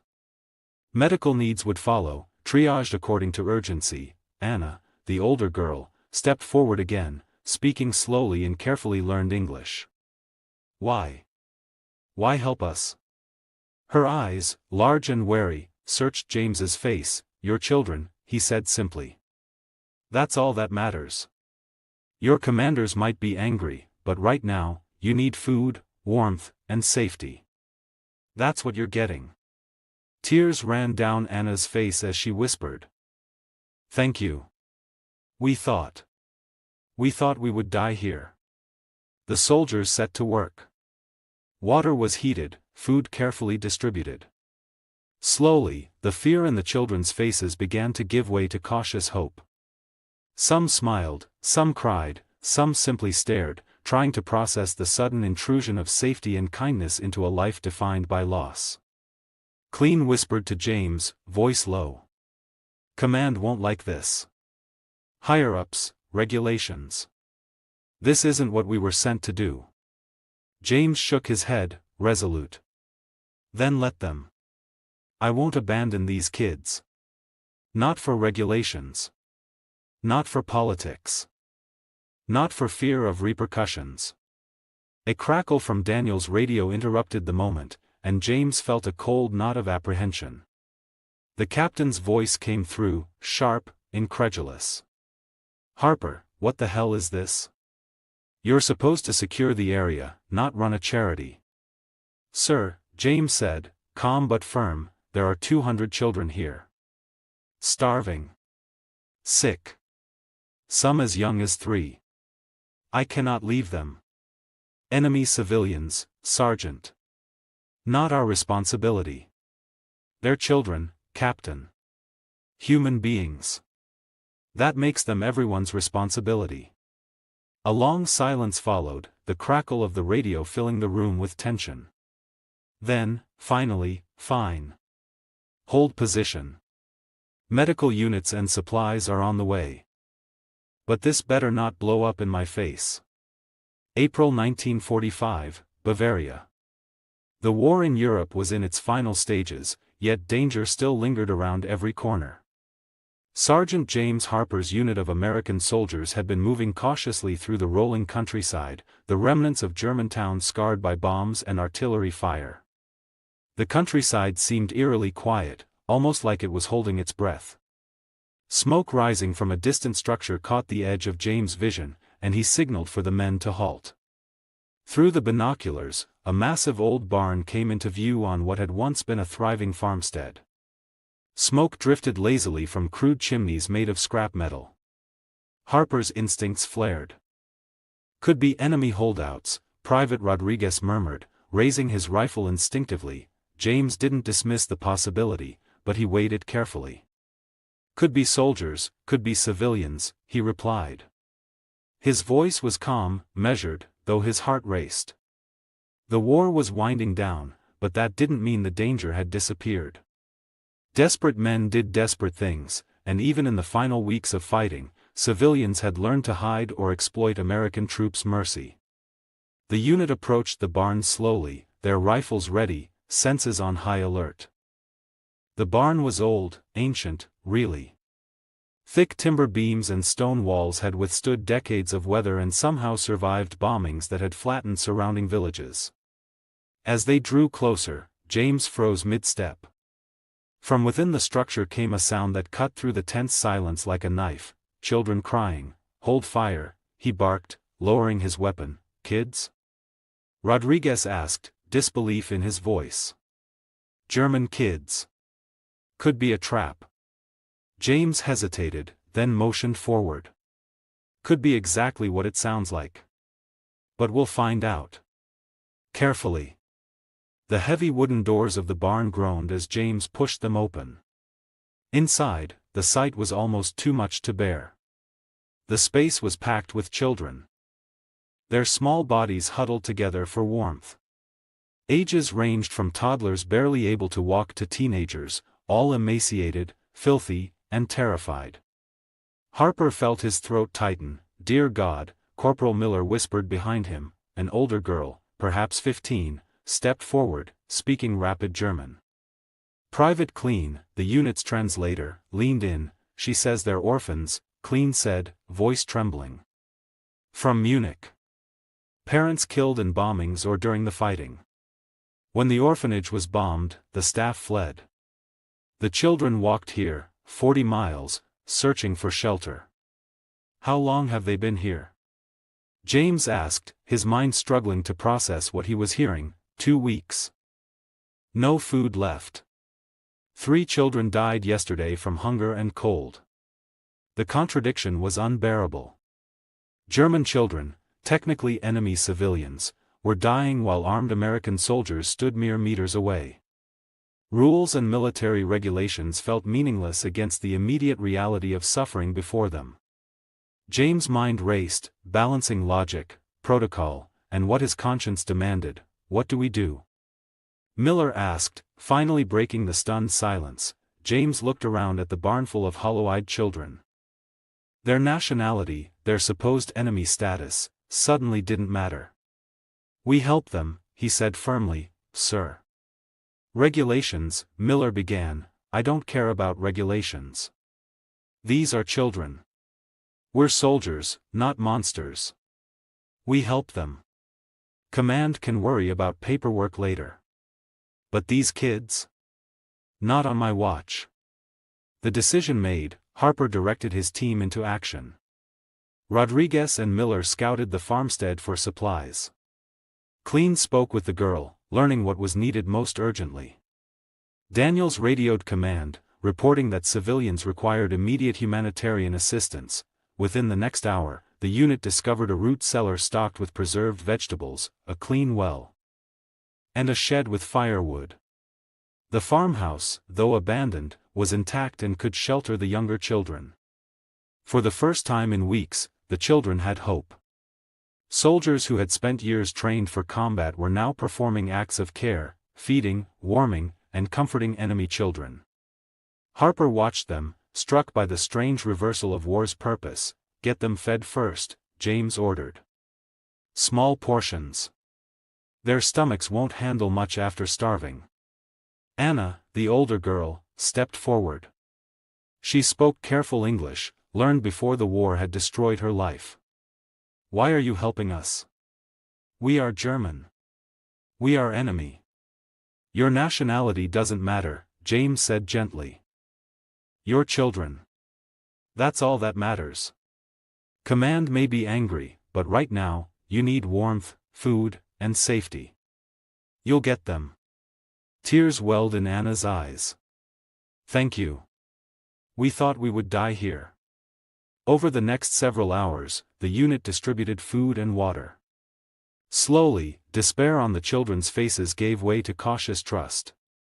Some smiled, some cried, but all were grateful. Harper and his men worked tirelessly, setting up the barn and farmhouse into makeshift living quarters, establishing a basic routine that could sustain the children. "This is going to cause problems," Clean whispered. "Command won't like this. We're supposed to be liberating towns, not running orphanages." "Then they can court-martial me," James said, surveying the barn. "But I'm not abandoning these kids." Soon, the radio crackled. Captain Morrison's voice sounded tight with irritation. "Sergeant, command wants to know what's going on. This better not be some civilian aid stunt." Harper answered, calm but resolute. "Captain, there are 200 children here. Starving, freezing, dying. I can't leave them. They're enemy civilians, Sergeant. Not our responsibility. They're children, sir. Human beings. That makes them everyone's responsibility." A long pause. Finally, damn it, Harper. Fine. Hold position. We'll send a medical unit and supplies. But this had better not blow up in my face. Relief mingled with exhaustion as James hung up the radio. His unit looked at him with new respect. You just gambled your career for German kids, Rodriguez said quietly. Worth it, Harper replied simply. As night fell over the Bavarian farm, 200 children slept warm and fed for the first time in weeks. The soldiers had transformed the abandoned buildings into a sanctuary. Medical personnel arrived within days, treating malnutrition, infections, and illnesses. 2 children succumbed to pneumonia and starvation despite their efforts. But the remainder survived because Harper and his men had chosen humanity over orders. The barn, once a symbol of desolation, now pulsed with life. The farmhouse became a hospital for the sickest children, while the older ones helped care for the younger. Anna acted as liaison, translating and organizing, filling in the gaps that war had left in communication and structure. She shared the story of the orphanage in Munich, bombed 3 times, staff abandoned them, children forced to flee alone, and how they ended up at the Harper farm by sheer luck, or perhaps fate. The director died in the 3rd raid, Anna whispered. The staff. They just left us. Told us to find family, find shelter. We had nothing. You did good, James said softly. You got them here. We're just finishing what you started. The unit worked tirelessly over the following days. Supplies arrived, more soldiers volunteered, and even skeptical commanders began to recognize the enormity of what Harper had undertaken. Colonel Bradford himself arrived to inspect the situation. His presence, austere and commanding, seemed poised to turn the entire operation into a tribunal. Harper led the colonel through the farm. The barn was organized, the farmhouse functioning as a hospital. Children ate breakfast, some smiled, some played, some clung to the soldiers with hesitant trust. Bradford observed quietly, his face unreadable. A little girl approached him shyly, offering a flower. The gesture, simple yet profound, seemed to pierce the rigid officer's demeanor. You've commandeered military resources, Bradford said eventually, voice cold. Diverted your unit from combat operations. Violated fraternization policies. I should court-martial you. Yes, sir, Harper replied. But these children would be dead without our intervention. Bradford's expression softened. Then continue. Military humanitarian mission. Full support. Make sure the world knows what real victory looks like. The unit had succeeded. Their gamble on compassion over protocol had not only saved lives but created a blueprint for humanitarian action in the war's dying days. And as night fell once more, the children of the Bavarian barn slept safe and warm, their cries replaced by the quiet hum of survival and hope. The journey across Europe began under the shadow of uncertainty, yet fueled by the fragile hope Harper and his unit had ignited in the children. Trucks rumbled over snow-patched roads, carrying the weary survivors from Bavaria toward the coast. May 6, 1944, Atlantic Ocean, 20 miles west of the Cape Verde Islands. The sea was glass calm, the moon full, the stars cold and merciless. Beneath them, the USS Buckley. DE-51 cut a white V through the still water, her twin screws churning the dark Atlantic into silver foam. On her bridge stood Lieutenant Commander Brent Abel, 34 years old, lean, sunburned, and running on black coffee and nerves. He had commanded Buckley barely a year, yet tonight he was about to fight the strangest battle in the history of modern naval warfare. At 0216 hours, the radio crackled. The nasal voice of a Grumman TBF Avenger pilot filled the bridge. Contact sighted, surface sub bearing 160 degrees 20 miles ahead, west of Cape Verde. She's on batteries, charging, low speed. Abel's grey eyes narrowed. Plot it, he ordered. Sound general quarters. Klaxons wailed through the ship. Men tumbled from bunks, boots half-laced, helmets pulled over bare heads. Buckley's decks hummed as the gun crews ran to their 3-inch mounts, 40mm Bofors, and 20mm Oerlikons. The pilot's sighting could mean only one thing: a German Type 9, C/40 U-boat, and not just any boat. Intelligence had reported U-66, commanded by Korvettenkapitän Gerhard Seehausen, operating near these waters. U-66 was a killer, credited with 33 Allied ships sunk, over 200,000 tons lost to the deep. She had terrorized convoys from the Caribbean to Freetown. If that was the boat ahead, Buckley was about to meet one of the deadliest predators in the Atlantic. "Flank speed," Abel said. "All ahead, 23.5 knots.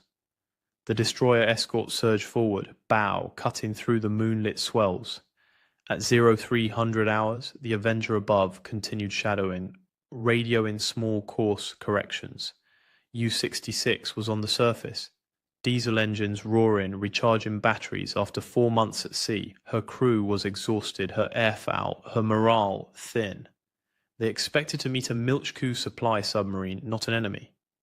At 0308, 3 red flares arced into the sky, a recognition signal.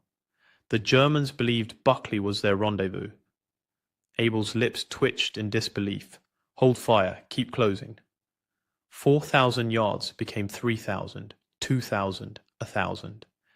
Then, as the Americans closed within musket distance, U-66's lookouts realized the silhouette slicing towards them wasn't German.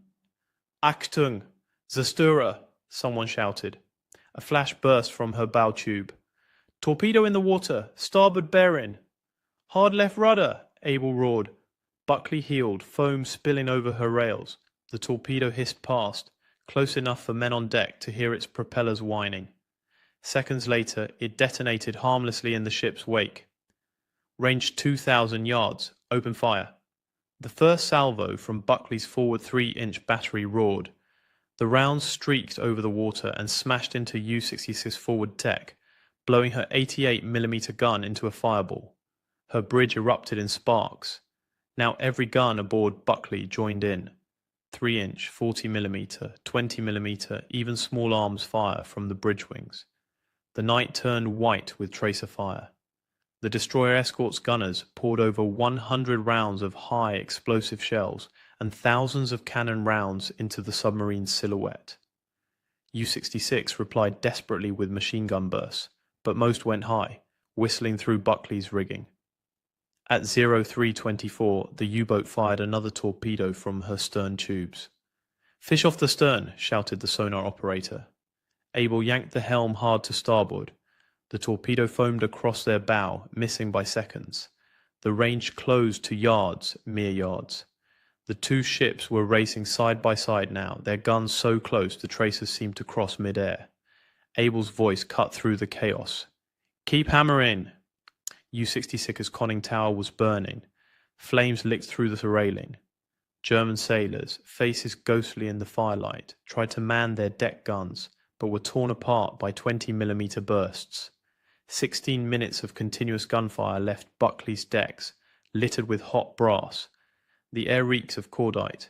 Then the moment came when no more distance remained. "Range 20 yards," shouted the helmsman. Abel made a decision that hadn't been made in modern naval combat for a century. "Hard right rudder, ram her!" Buckley lurched. Her bow swung across U-66's course, metal shrieking as she climbed the submarine's forward deck. Sparks cascaded as steel met steel. For a frozen instant, the 1,400-ton escort literally rode atop the German U-boat. Engines reverse full. But before Buckley could disengage, shapes appeared in the firelight. German sailors climbing out of the burning conning tower, pistols and knives glinting in their hands. "They're boarding us," someone screamed. The order to repel boarders hadn't been shouted in the US Navy since the 19th century, but it echoed again that night. Men grabbed anything they could reach: Thompson submachine guns, M1 carbines, pistols, wrenches, shell casings.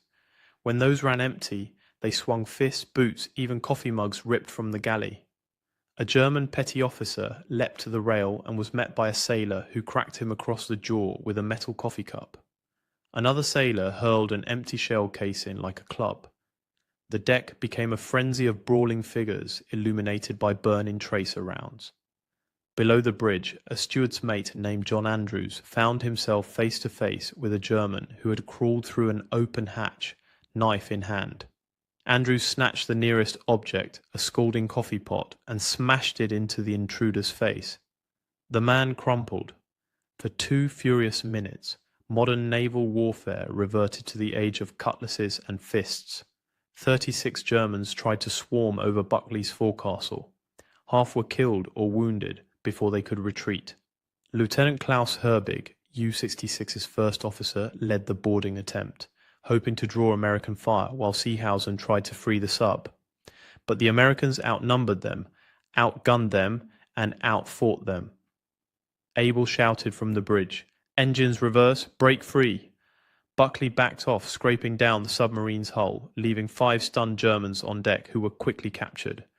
Then U-66, still under power, swung around like a wounded animal and rammed Buckley in return. Her bow struck the destroyer escort's starboard quarter, tearing open the engine room and shearing off one propeller shaft. "Damage control report," Abel barked. "Starboard shaft gone, flooding in the engine room. Contain for now." As the ships parted, an American seaman glanced down into the open conning tower below them, pulled the pin on a Mk2 hand grenade, and tossed it inside. A flash. A roar. Fire belched from the tower like a blowtorch.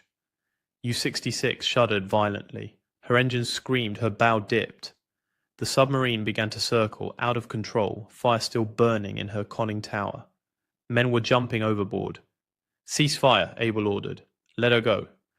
At 03:41 hours, U-66 slid beneath the Atlantic for the last time. Flames hissed out as sea water swallowed her. Her captain, Korvettenkapitän Seehausen, stayed at his post. 24 of his men went down with him. The battle had lasted 16 minutes. Buckley was left smoking, half crippled, and taking on water. 1 propeller gone, hull torn, engine room flooded. 550 miles from the nearest port. Yet she floated. 36 Germans bobbed in the water, some wounded, some stunned. Abel looked down from the bridge. These were the same men who had boarded his ship minutes earlier. His voice was steady. "Lower the boats, we're picking them up." The crew obeyed without hesitation. Tradition demanded it. You saved those who fought you once the fight was over. One by one, the enemy sailors were hauled aboard. Some had burns, others bullet wounds. All were exhausted beyond words. Dawn rose over a sea littered with debris and oil. The Atlantic was still again, as if erasing the chaos of the night before. Buckley's crew gathered on deck, silent, staring at the spot where U-66 had gone down. The smell of smoke clung to their uniforms. Chief Engineer William Dixon approached the bridge. "Sir, flooding's contained, but we've lost the starboard shaft completely. Port engine's still running, but she won't take more than 12 knots. Abel nodded. "Then 12 knots it is. Plot a course for New York." The engineer hesitated. "That's 2,000 miles on one screw." "Better than none."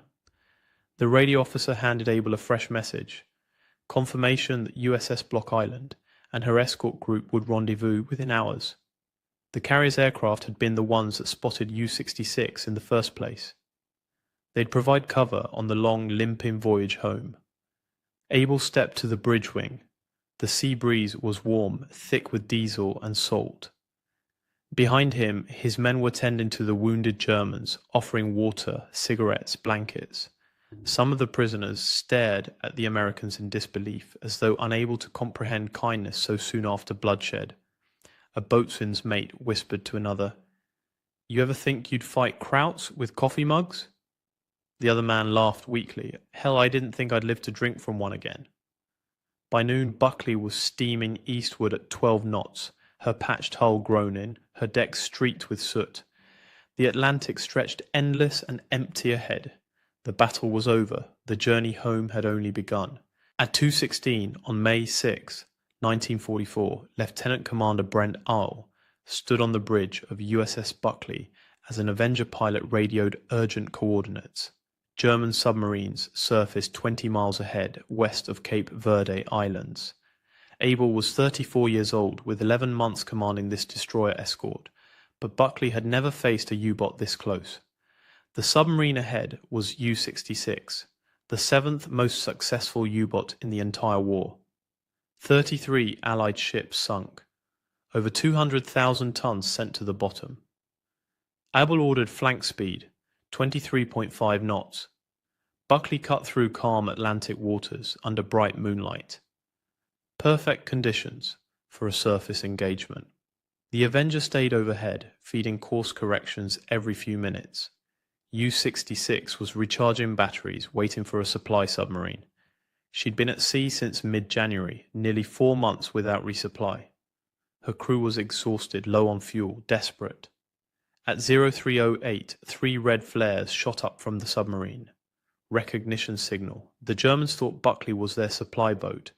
Abel held fire, kept closing. 4,000 yards became 3,000, 2,000. The gamble worked until U-66's lookouts realized their mistake. A torpedo launched. Buckley turned hard left.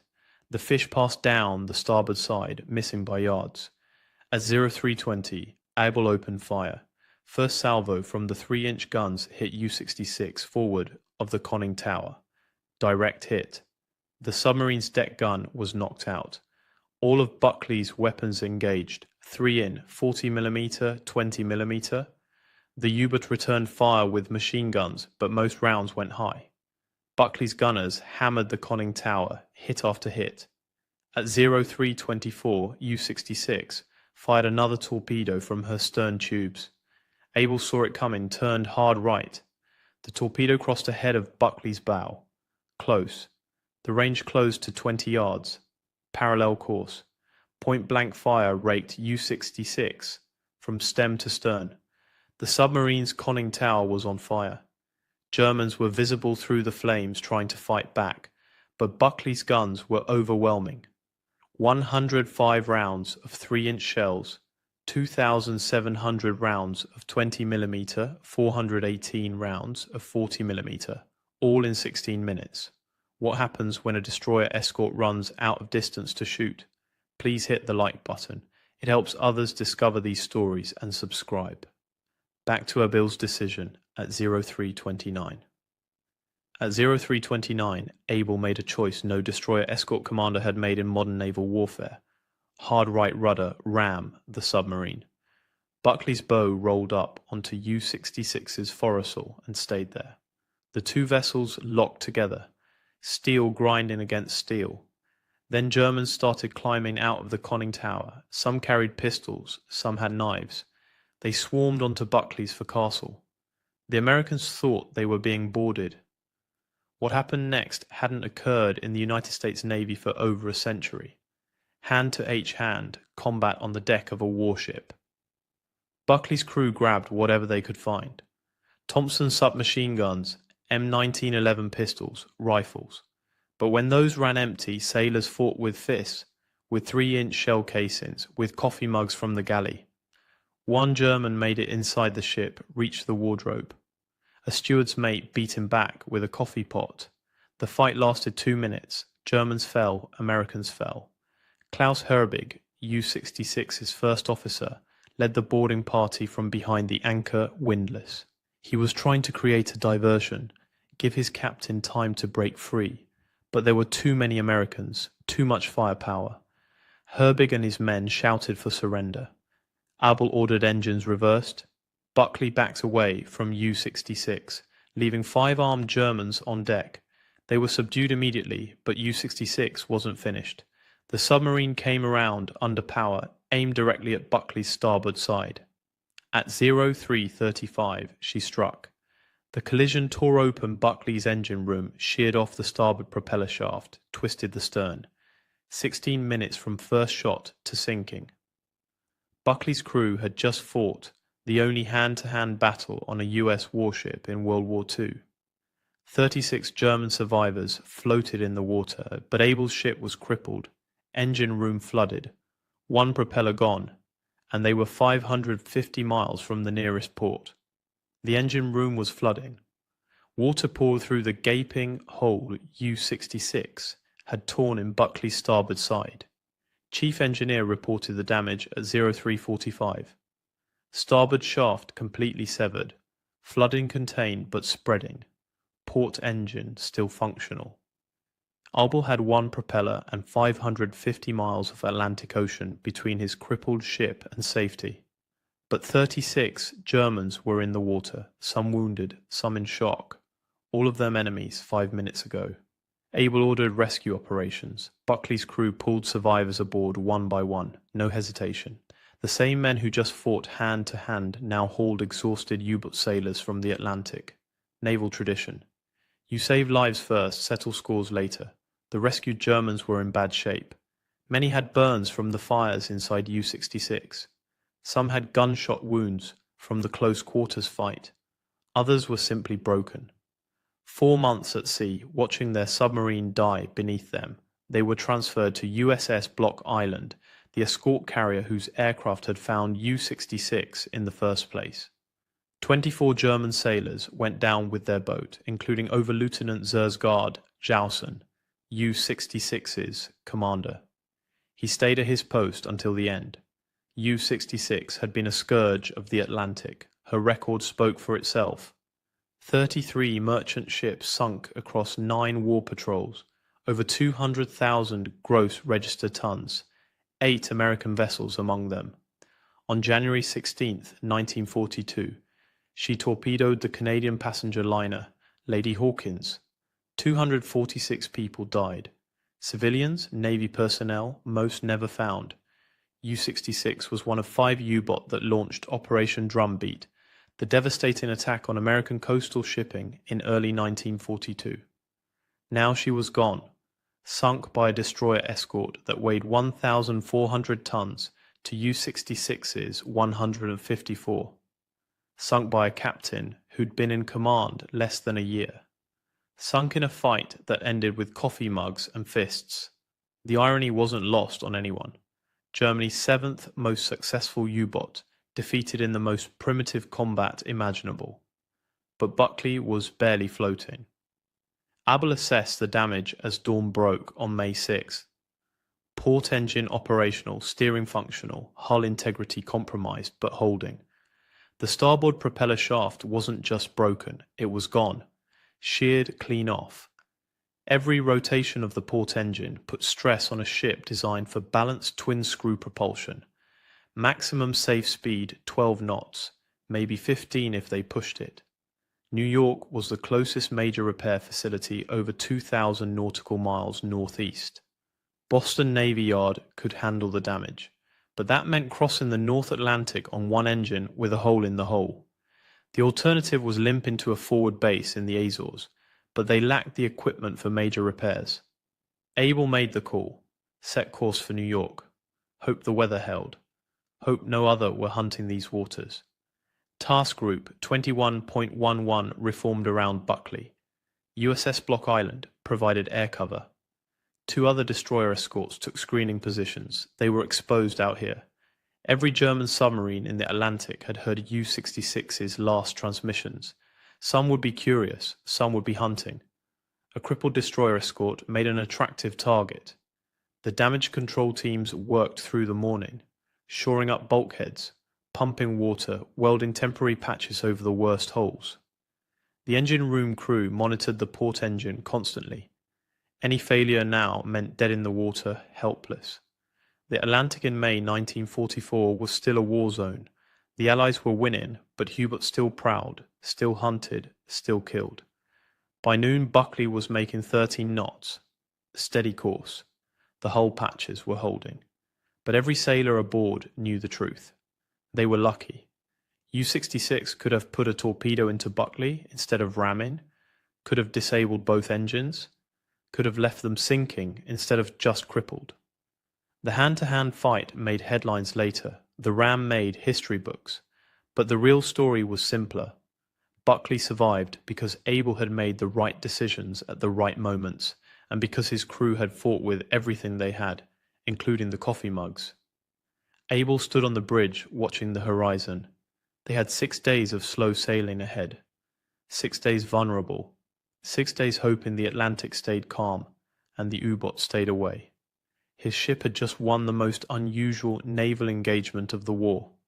But winning didn't mean safe. Not yet. Not with 1,500 miles still to go.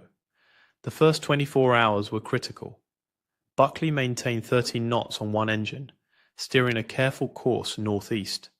The welded patches on the hull held, but the engineering crew monitored every seam. One failure could flood compartments faster than pumps could handle. The Atlantic was calm. No swells over 6 feet. That was luck. A storm would have torn the temporary repairs apart. On May 7th, Block Island's air patrols reported no submarine contacts within 200 meters. That didn't mean safety. U-boat could stay submerged for extended periods, surface only at night. By May 8th, Buckley had covered 300 meters, still over 200 to go. The crew settled into a rhythm. Damage control teams ran constant checks. Lookouts scanned for periscopes. Gun crews stayed ready, but word was spreading. Radio intercepts confirmed it. German Naval Command knew U-66 was gone. They knew how she died. Rammed by a destroyer escort, hand-to-hand combat on deck. The story seemed impossible. U-boat didn't get boarded. They sank from death charges or torpedoes. They went down fighting at range, not in close quarters brawls. But Buckley's action report was detailed, specific, undeniable. The coffee mugs bothered the Germans most. Official reports mentioned them 3 times. Ammunition expended included several General Mess coffee cups. That line appeared in the US Fleet Anti-Submarine Bulletin in June 1944. American sailors had thrown their breakfast dishes at one of Germany's most successful submarine crews. And it had worked. Some wounds on the German survivors were confirmed caused by ceramic impacts, coffee mugs, in naval combat in 1944. The hand-to-hand fighting lasted approximately 2 minutes. According to Buckley's action report, but those 2 minutes rewrote assumptions about modern naval warfare. Small arms fire accounted for 300 rounds of .045 caliber from M1911 pistols, 60 rounds of .30 caliber from rifles, 30 rounds of double buckshot from shotguns. Thompson submachine guns added more. But the close quarters weapons, fists, shell casings, coffee equipment, those were what made the story unforgettable. One detail stood out in the survivor interrogations. Klaus Herbig, U-66's first officer, had led the boarding attempt knowing it was hopeless. His goal was simple: create a distraction, give Jausen time to break the submarine free. Herbig and his men climbed onto Buckley's forecastle with pistols and knives. They faced rifle fire from the repair party, Thompson gunfire from the bridge wing, and when the Americans ran out of ammunition, they faced fists and improvised weapons. Herbig survived. He surrendered after realizing the diversion had failed. The German who reached Buckley's wardroom also survived. He had made it past the initial fighting on deck, found an open hatch, climbed down, thought he could sabotage something, find the radio room, maybe. Instead he encountered a steward's maid in the galley. The American grabbed the nearest object, a coffee pot, and beat the German back toward the ladder. Other crew members arrived. The German surrendered. Later, interrogation revealed he'd been aboard U-66 for all 9 patrols, survived depth charge attacks, survived aircraft strafing, but he couldn't survive a Navy cook with a coffee pot. By May 10th, Buckley was halfway to New York, 600 miles covered, 600 more ahead. The port engine was showing strain, oil pressure fluctuating, temperature running higher than normal. Chief engineer recommended reducing speed to 11 knots. Abel agreed. Better slow than dead in the water. They adjusted course slightly, aiming for calmer seas. The crew's morale was strange. They'd won an impossible fight, sunk a legendary U-boat, fought hand-to-hand and survived, but their ship was crippled. Every day at sea was a risk. Every hour the port engine ran was borrowed time. They celebrated quietly. No loud talk about the battle, just acknowledgement. They'd done something nobody else in the US Navy had done in over a century. Repelled boarders on a warship in the Atlantic with coffee mugs. On May 11th, a new concern emerged. The starboard side damage was worse than initially assessed. Saltwater corrosion was spreading faster than expected. The temporary welds were holding, but barely. Another storm would be catastrophic. Able checked weather reports constantly. High pressure system holding over the North Atlantic. Forecast stable for the next 72 hours. After that, nobody knew. And they still had 4 days of sailing ahead. 4 days hoping the weather held. 4 days hoping the engine didn't fail. 4 days wondering if another U-boat was tracking them right now. May 12th brought the first real test. Weather reports showed a low pressure system developing 400 meters northwest. Not a full storm, but enough to generate swells.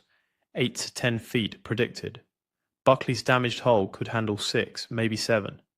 10 feet would strain every weld. Able altered course slightly south, trying to skirt the worst of it. The swells arrived that afternoon. 8 feet rising. Buckley pitched and rolled. The temporary hull patches groaned with each wave. Down in the engine room the port engine laboured.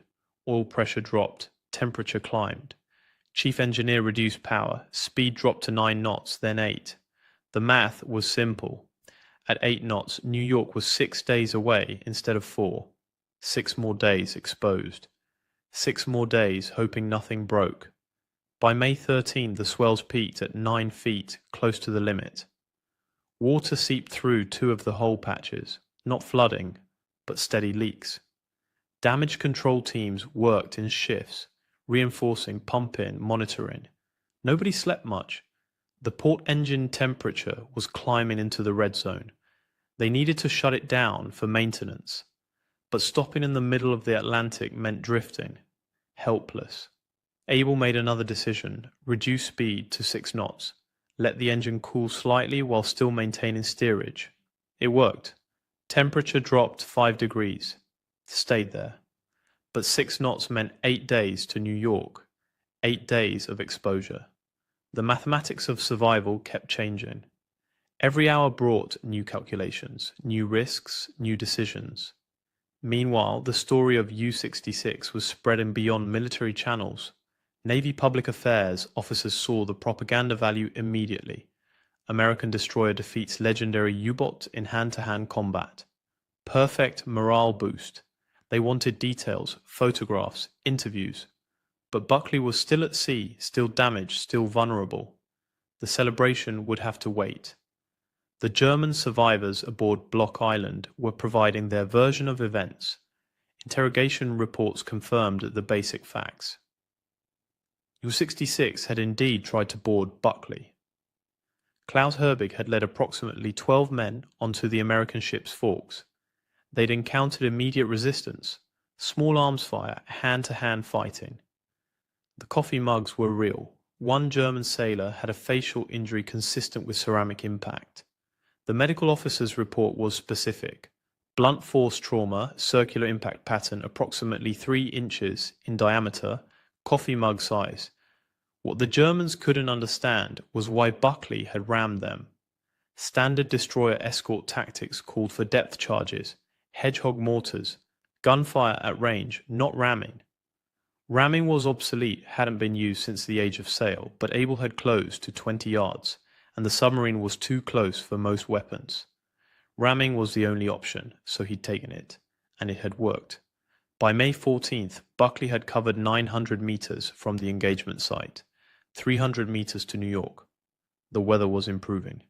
Swells down to 6 feet. Port engines stable at reduced power. The hull patches were holding. Barely, but holding. The crew allowed themselves cautious optimism.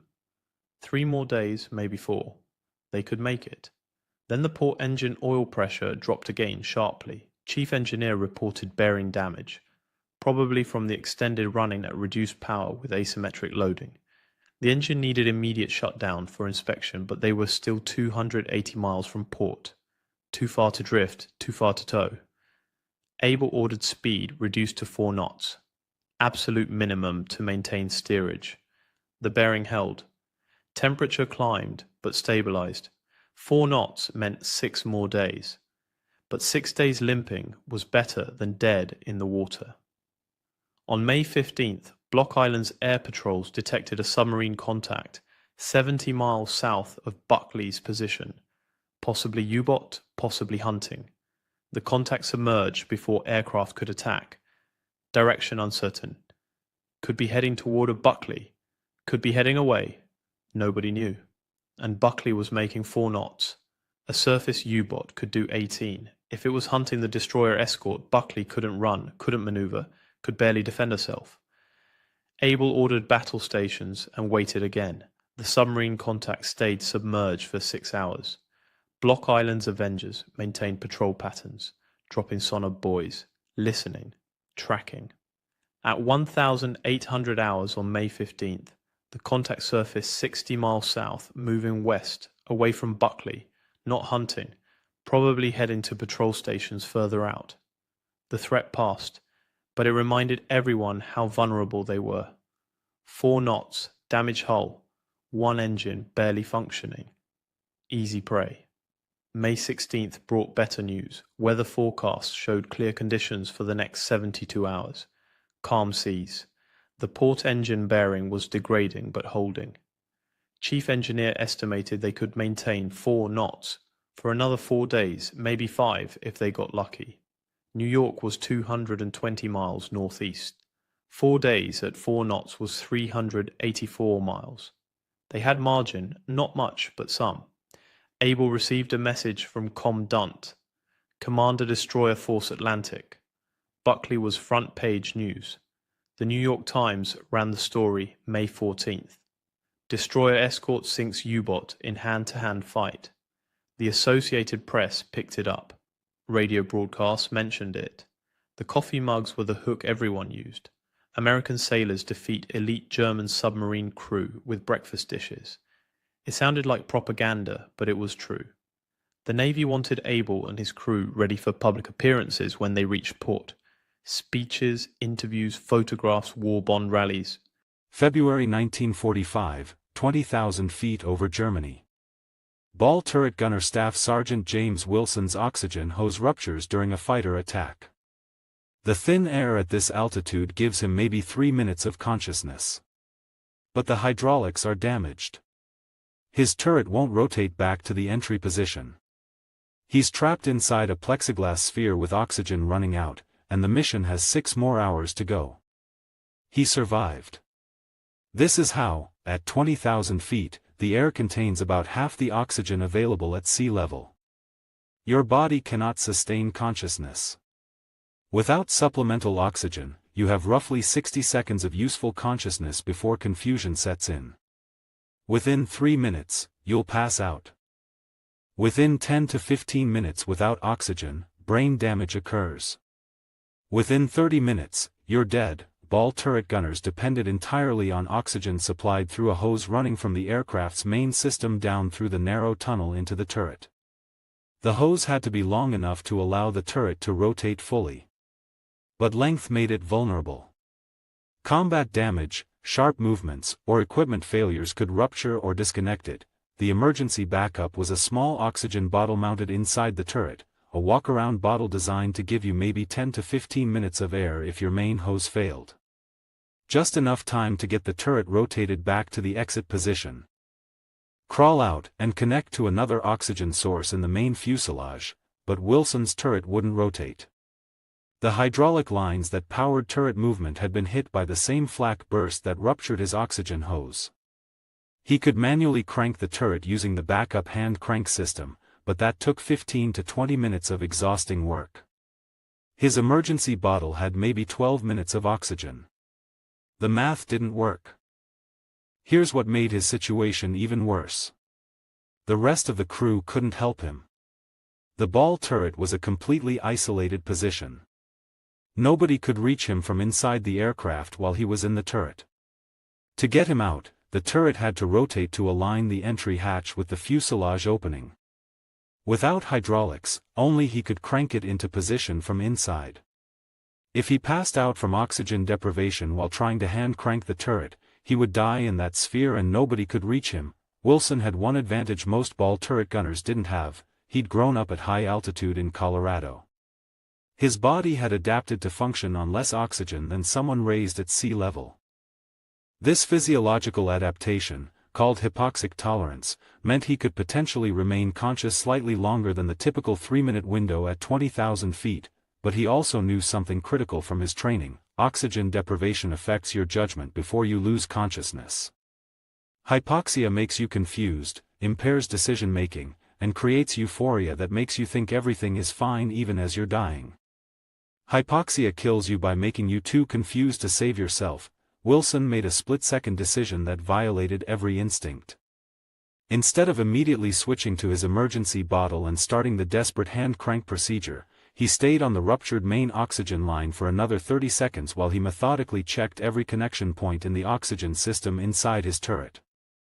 He was gambling that the rupture wasn't complete, that some oxygen was still flowing through the damaged hose, even if not enough to sustain consciousness indefinitely.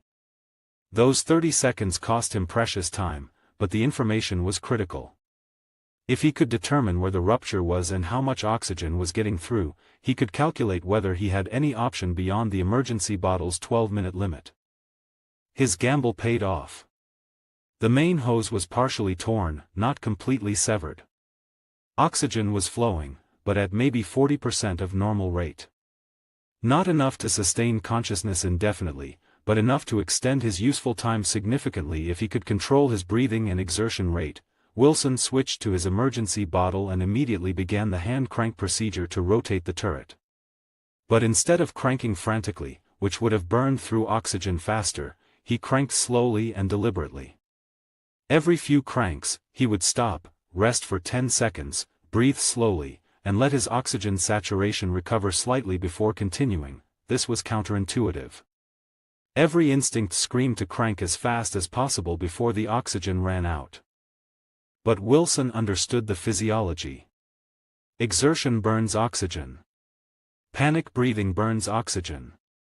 Slow, controlled effort conserves oxygen. He was betting that slow progress with efficient oxygen use would get him further than fast progress with rapid oxygen depletion. After 8 minutes of careful hand cranking, Wilson had rotated the turret about 60 degrees, roughly halfway to the exit position. His emergency bottle gauge showed less than 3 minutes of oxygen remaining. The math was obvious. He couldn't complete the rotation before his oxygen ran out. He faced an impossible choice. Option 1, continue hand cranking until his emergency bottle ran out, then switch back to the partially ruptured main oxygen line and hope the reduced oxygen flow would sustain consciousness long enough to complete the rotation. The risk was passing out from hypoxia before reaching the exit position.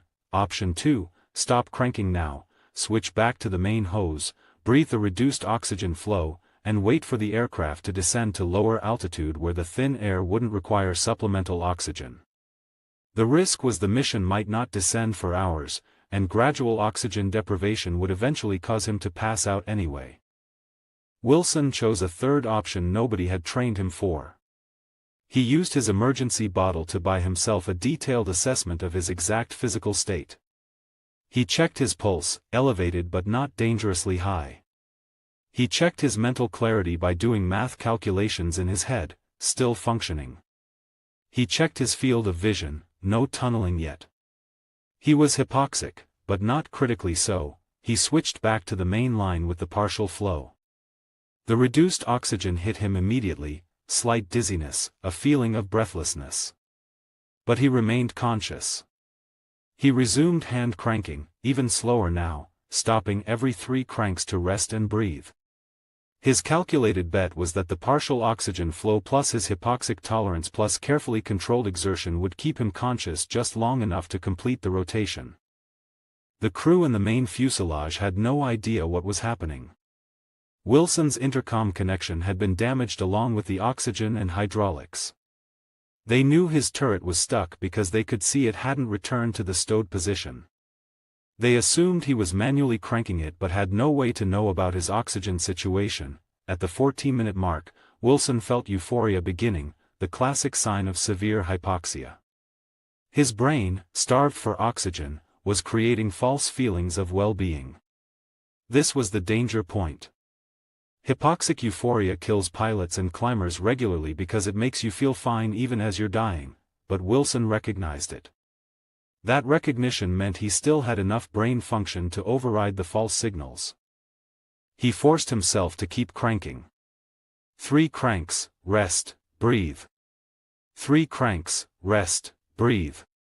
His vision started tunneling, peripheral vision darkening. Another classic hypoxia symptom.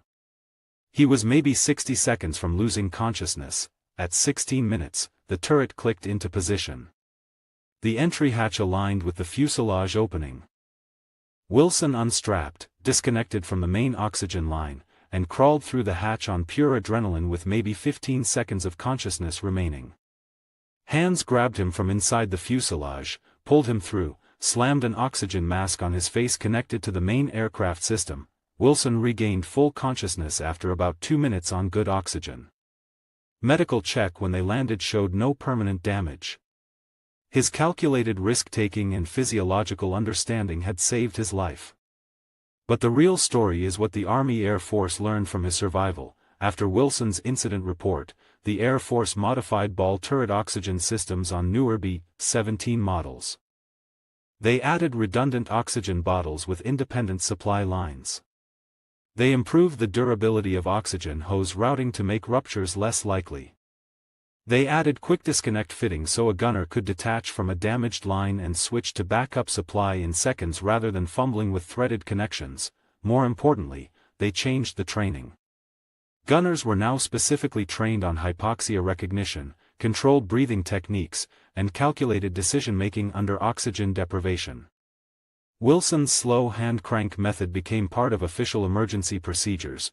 The manual specifically instructed that if oxygen was limited, slow cranking with rest intervals was more effective than rapid continuous cranking. The modifications and training changes came too late for most of the war, but they influenced post-war military aviation. Modern military aircraft oxygen systems include multiple redundancies, automated backup systems, and sophisticated monitoring specifically because incidents like Wilson's proved that oxygen system failure in combat was a critical vulnerability. Wilson's survival came down to 3 factors. First, his physiological advantage from growing up at altitude gave him extra tolerance. Second, his understanding of hypoxia let him recognize symptoms and manage his condition. Third, and most important, his ability to override instinct and make calculated decisions under life-threatening stress. That third factor is what separates survival from death in extreme situations. Panic kills. Instinct often kills. Calculated risk-taking based on understanding your actual condition and resources, that's what saves lives. Wilson had maybe 16 minutes from oxygen failure to reaching safety. He used those minutes more effectively than someone with better equipment and more oxygen would have if they panicked. The ball turret was the most isolated, most vulnerable position on a B-17.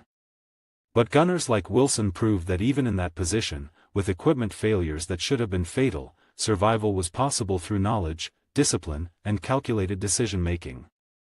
His 6 hours trapped at 20,000 feet, most of it on partial oxygen after his emergency bottle ran out, became a case study in how to survive the unsurvivable. At 4 o'clock hours on February 7, 1945, Corporal James Theodore Mackenzie crouched in a shell crater about 200 yards behind the American lines near Bastogne, Belgium. The cold was vicious, relentless. The thermometer had sunk to 14 degrees below zero, the kind of cold that stole your breath and made fingers feel like they belonged to someone else. Clutched in his gloved hands, a dented canteen cup held a crude mixture of axle grease and diesel fuel, sloshing faintly as he stirred it with a screwdriver. The plan he had meticulously devised over the past 3 weeks seemed insane. Impossible. And yet, in Mackenzie's mind, it was the only chance to stop the steel monsters rolling toward their lines. At just 22 years old, with 11 months of combat already etched into his face and 2 Purple Hearts pinned to his chest, Mackenzie had learned one hard truth: the war didn't reward patience or caution. It rewarded ingenuity, decisiveness, and a willingness to embrace risk when everything else had failed. He had watched the German Tiger tanks in horror over the past month. The monstrous vehicles, with frontal armor up to 180 mm thick, shrugged off bazooka rounds like mere irritations. American tank destroyers could barely dent them, and Sherman crews, well, Mackenzie had seen them wiped out, one after another, their tanks shredded before they even had a chance to aim properly. Behind him, Sergeant Frank Holloway shifted uneasily, arms crossed, eyes scanning the horizon as though willing the younger man's plan to dissolve into common sense.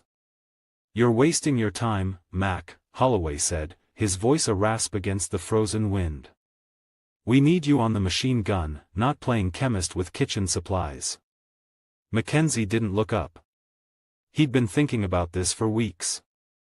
Ever since he had seen a Tiger tank casually shrug off 6 bazooka rounds in a matter of seconds, he had begun to calculate alternatives.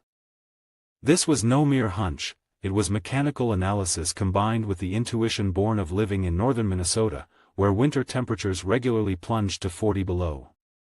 He knew what happened to machinery when lubricants froze. He knew what happened to moving parts when the grease hardened in extreme cold. "You think anyone's going to let us try it?" Holloway asked, skepticism threading his words. "That's the problem," Mackenzie muttered. He glanced down at the mixture in the canteen cup. "We don't need permission. We need results." The Battle of the Bulge had been raging for 53 brutal days, with the Germans pressing their advantage, sending wave after wave of infantry and armor toward the American positions. Intelligence reports had warned of an 8 Tiger push aimed directly at their sector. If even half reached their positions, it could mean death for the entire company. Mackenzie's mind played through the statistics as he stirred the mixture again. 1 Tiger could destroy 5 Shermans before taking significant damage. That math was not just brutal, it was lethal. And the German crews knew it. The Americans knew it. Morale was bleeding out, one mangled foxhole at a time. For days ago, Mackenzie had witnessed the horrifying precision of these armored behemoths. A Tiger had parked itself 300 yards from their line, seemingly invincible. For 2 hours, it methodically demolished machine gun nests.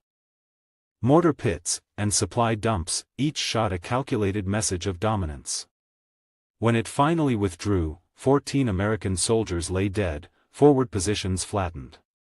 That night, huddled in his frostbitten cot, Mackenzie began thinking about axle grease. Now, Holloway's skeptical eyes were fixed on the dented canteen. "And you plan to do what, exactly? Pour it into the turret?" "No," Mackenzie said, finally lifting his gaze. "I'll spray it on the turret ring." Holloway's brow furrowed. "You're insane. That gap's tiny. That's the bearing, the turret bearing. If you get anywhere near it, you'll be crawling under a tank that can crush you without thinking twice." Mackenzie nodded, understanding the magnitude of the risk. "Exactly. But if I can get the mixture into that gap, it'll seep down into the bearing race, mix with the grease, and when the temperature drops tonight, it'll freeze solid. Turret won't rotate. Firepower gone. 1 tank neutralized. Maybe more, if the cold does its work." The sergeant shook his head, staring at the ruined landscape, the frozen bodies and splintered wood of American defenses. "You'd have to get within 10 yards of a Tiger. Stay there long enough to coat the turret ring while German infantry sweeps the area. You'd have to survive. And then, pray it works. You'd be gone before anyone knew you were there." "I know," Mackenzie said quietly. "But it's the only shot we have. I've worked the ratios, the timing, the penetration. It's the only way." Holloway sighed, the wind cutting across the crater. "Get your supplies ready. Move at 0600. German armor usually hits at 0730. That gives you 90 minutes. By 5:45, Mackenzie moved through the pre-dawn darkness, carrying his rifle, 4 glass bottles filled with the frozen grease mixture, and a hand-pump spray canister liberated from the battalion aid station. The American forward line was 200 yards ahead. Beyond that, no man's land stretched another 300 yards toward the German positions. He needed cover along the expected Tiger advance route. He needed a shell crater or a ruined building where he could remain unseen until the perfect moment. By 6:15, he found a partially destroyed farmhouse, its roof collapsed but cellar intact. Sliding into the rubble, Mackenzie positioned himself near the hole in the cellar wall overlooking the road. From here, the German Tigers would pass within 20 yards, close enough to strike, close enough to die. At 7:23, the rumble came. Engines, deep and guttural, shaking the frozen ground. Tiger tanks. Maybach HL-230 engines, 12 cylinders, 690 horsepower, pushing 56 tons at 24 miles per hour on roads, slower cross-country. Mackenzie's calculations went into overdrive. Weak points, vulnerabilities, timing, everything he had studied for weeks converged into the next 30 seconds of action. The first Tiger rolled past at 7:30, engine grinding, turret rotating, commander scanning the horizon. Infantry followed behind, 40 soldiers at least. Mackenzie stayed still. The first tank wasn't enough. He needed multiple targets. Needed proof that his gamble could affect more than one vehicle. Seconds later, the second Tiger appeared. Then a third. And a fourth. 5 Tigers in total, strung along the road, crushing earth and morale beneath their tracks. Mackenzie counted them carefully, noting speed, distance, and the dispersion of infantry. Timing was everything. Wait until the last squad of German infantry passed, move while they were distracted. He would have one chance to implement the plan. One chance to alter the course of the attack. Creeping out of the cellar, Mackenzie carried his spray canister, moving low through the broken terrain. 50 yards. 40. 30. 20. The Tiger's engine roared, covering his movements. 10 yards. Exhaust hot on his face. Crawling under the massive machine. He aimed the spray canister at the turret ring and began pumping. The mixture sprayed out in a fine mist, seeping into the bearing. 3 bottles emptied, then the fourth. 70% of the circumference covered, enough, he hoped, to disable the turret. Dropping the canister, he began retreating. A German voice shouted. Mackenzie rolled behind rubble, fired, dropped 2 soldiers, then ran toward the American lines. The Tiger's assault began in earnest. Shells screamed, gunfire shredded the landscape. And somewhere, in that chaos, the frozen grease was taking hold. At 8 o'clock, Mackenzie returned to the American lines. Holloway approached, awe in his eyes. The fourth Tiger, the one he had coated, was immobile. Turret frozen. Commander shouting orders that could not be executed. Temperature dropping, crystallizing the grease further. One tank neutralized, and the war of mechanics and ingenuity had begun. For the first hour, Mackenzie didn't speak. He watched as his gamble unfolded, a single man's desperate experiment shaking the advance of one of the most fearsome machines of the war. 4 out of 5 Tigers would eventually seize up, the Germans unable to comprehend the sudden mechanical failures. Without turret mobility, the tanks were steel coffins. American forces began firing from prepared positions, halting the German advance. Mackenzie's frozen grease trick had worked. By noon, the battalion understood what had happened. Mackenzie's daring, his risk, his ingenuity, had stopped the armored advance. Corps intelligence wanted to replicate the mixture across other units. Mackenzie cared little for accolades. He cared only that his squad survived, that lives were spared by the strange alchemy of grease and diesel, frozen under a Belgian winter sky. By 12:30, the snow-covered fields outside Bastogne had become a chaotic tapestry of war, steel, fire, and ice. The German advance had ground to a halt, not by sheer numbers or brute force, but by the meticulous, almost absurd ingenuity of one young corporal from Minnesota. Mackenzie's gamble, the frozen grease mixture sprayed into the turret ring of the fourth Tiger, had proven the concept worked. But the battle was far from over. the remaining tigers were faltering. The fifth tiger, the one he had not sprayed directly, was moving sluggishly, its turret grinding against the contaminated bearing grease. Mackenzie watched through the smoke and snow from the relative cover of a crater, breathing shallow, trying not to give himself away. His rifle rested across his knees, fingers trembling not from fear alone but from the bitter cold that bit through his gloves. He had survived the most dangerous part, crawling within mere yards of a tiger tank, but that did not mean the danger had passed. Holloway approached, careful, alert. "It's working," he said softly, almost in disbelief. "The others, look at them.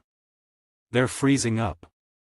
His voice carried a mix of relief and astonishment. "I've never seen German armor stall like that, not even from direct hits." Mackenzie nodded. "It's not the shots. It's the cold. The grease. Once it crystallizes, there's nothing they can do to move the turret." He felt a grim satisfaction, tempered by the knowledge that the Germans' infantry still pressed forward, using the immobilized tigers as cover. One misstep, one bullet, and he could still die. Across the frozen landscape, the tigers began to experience mechanical havoc. The second tiger's turret slowed, faltering slightly, its crew struggling to engage targets. Mackenzie watched, analyzing every movement, calculating every potential outcome. By 9:45, the third tiger had completely seized, its turret locked solid. The crew frantically tried to operate the hydraulics, banging levers and pulling on mechanisms, but the mixture had penetrated too deeply,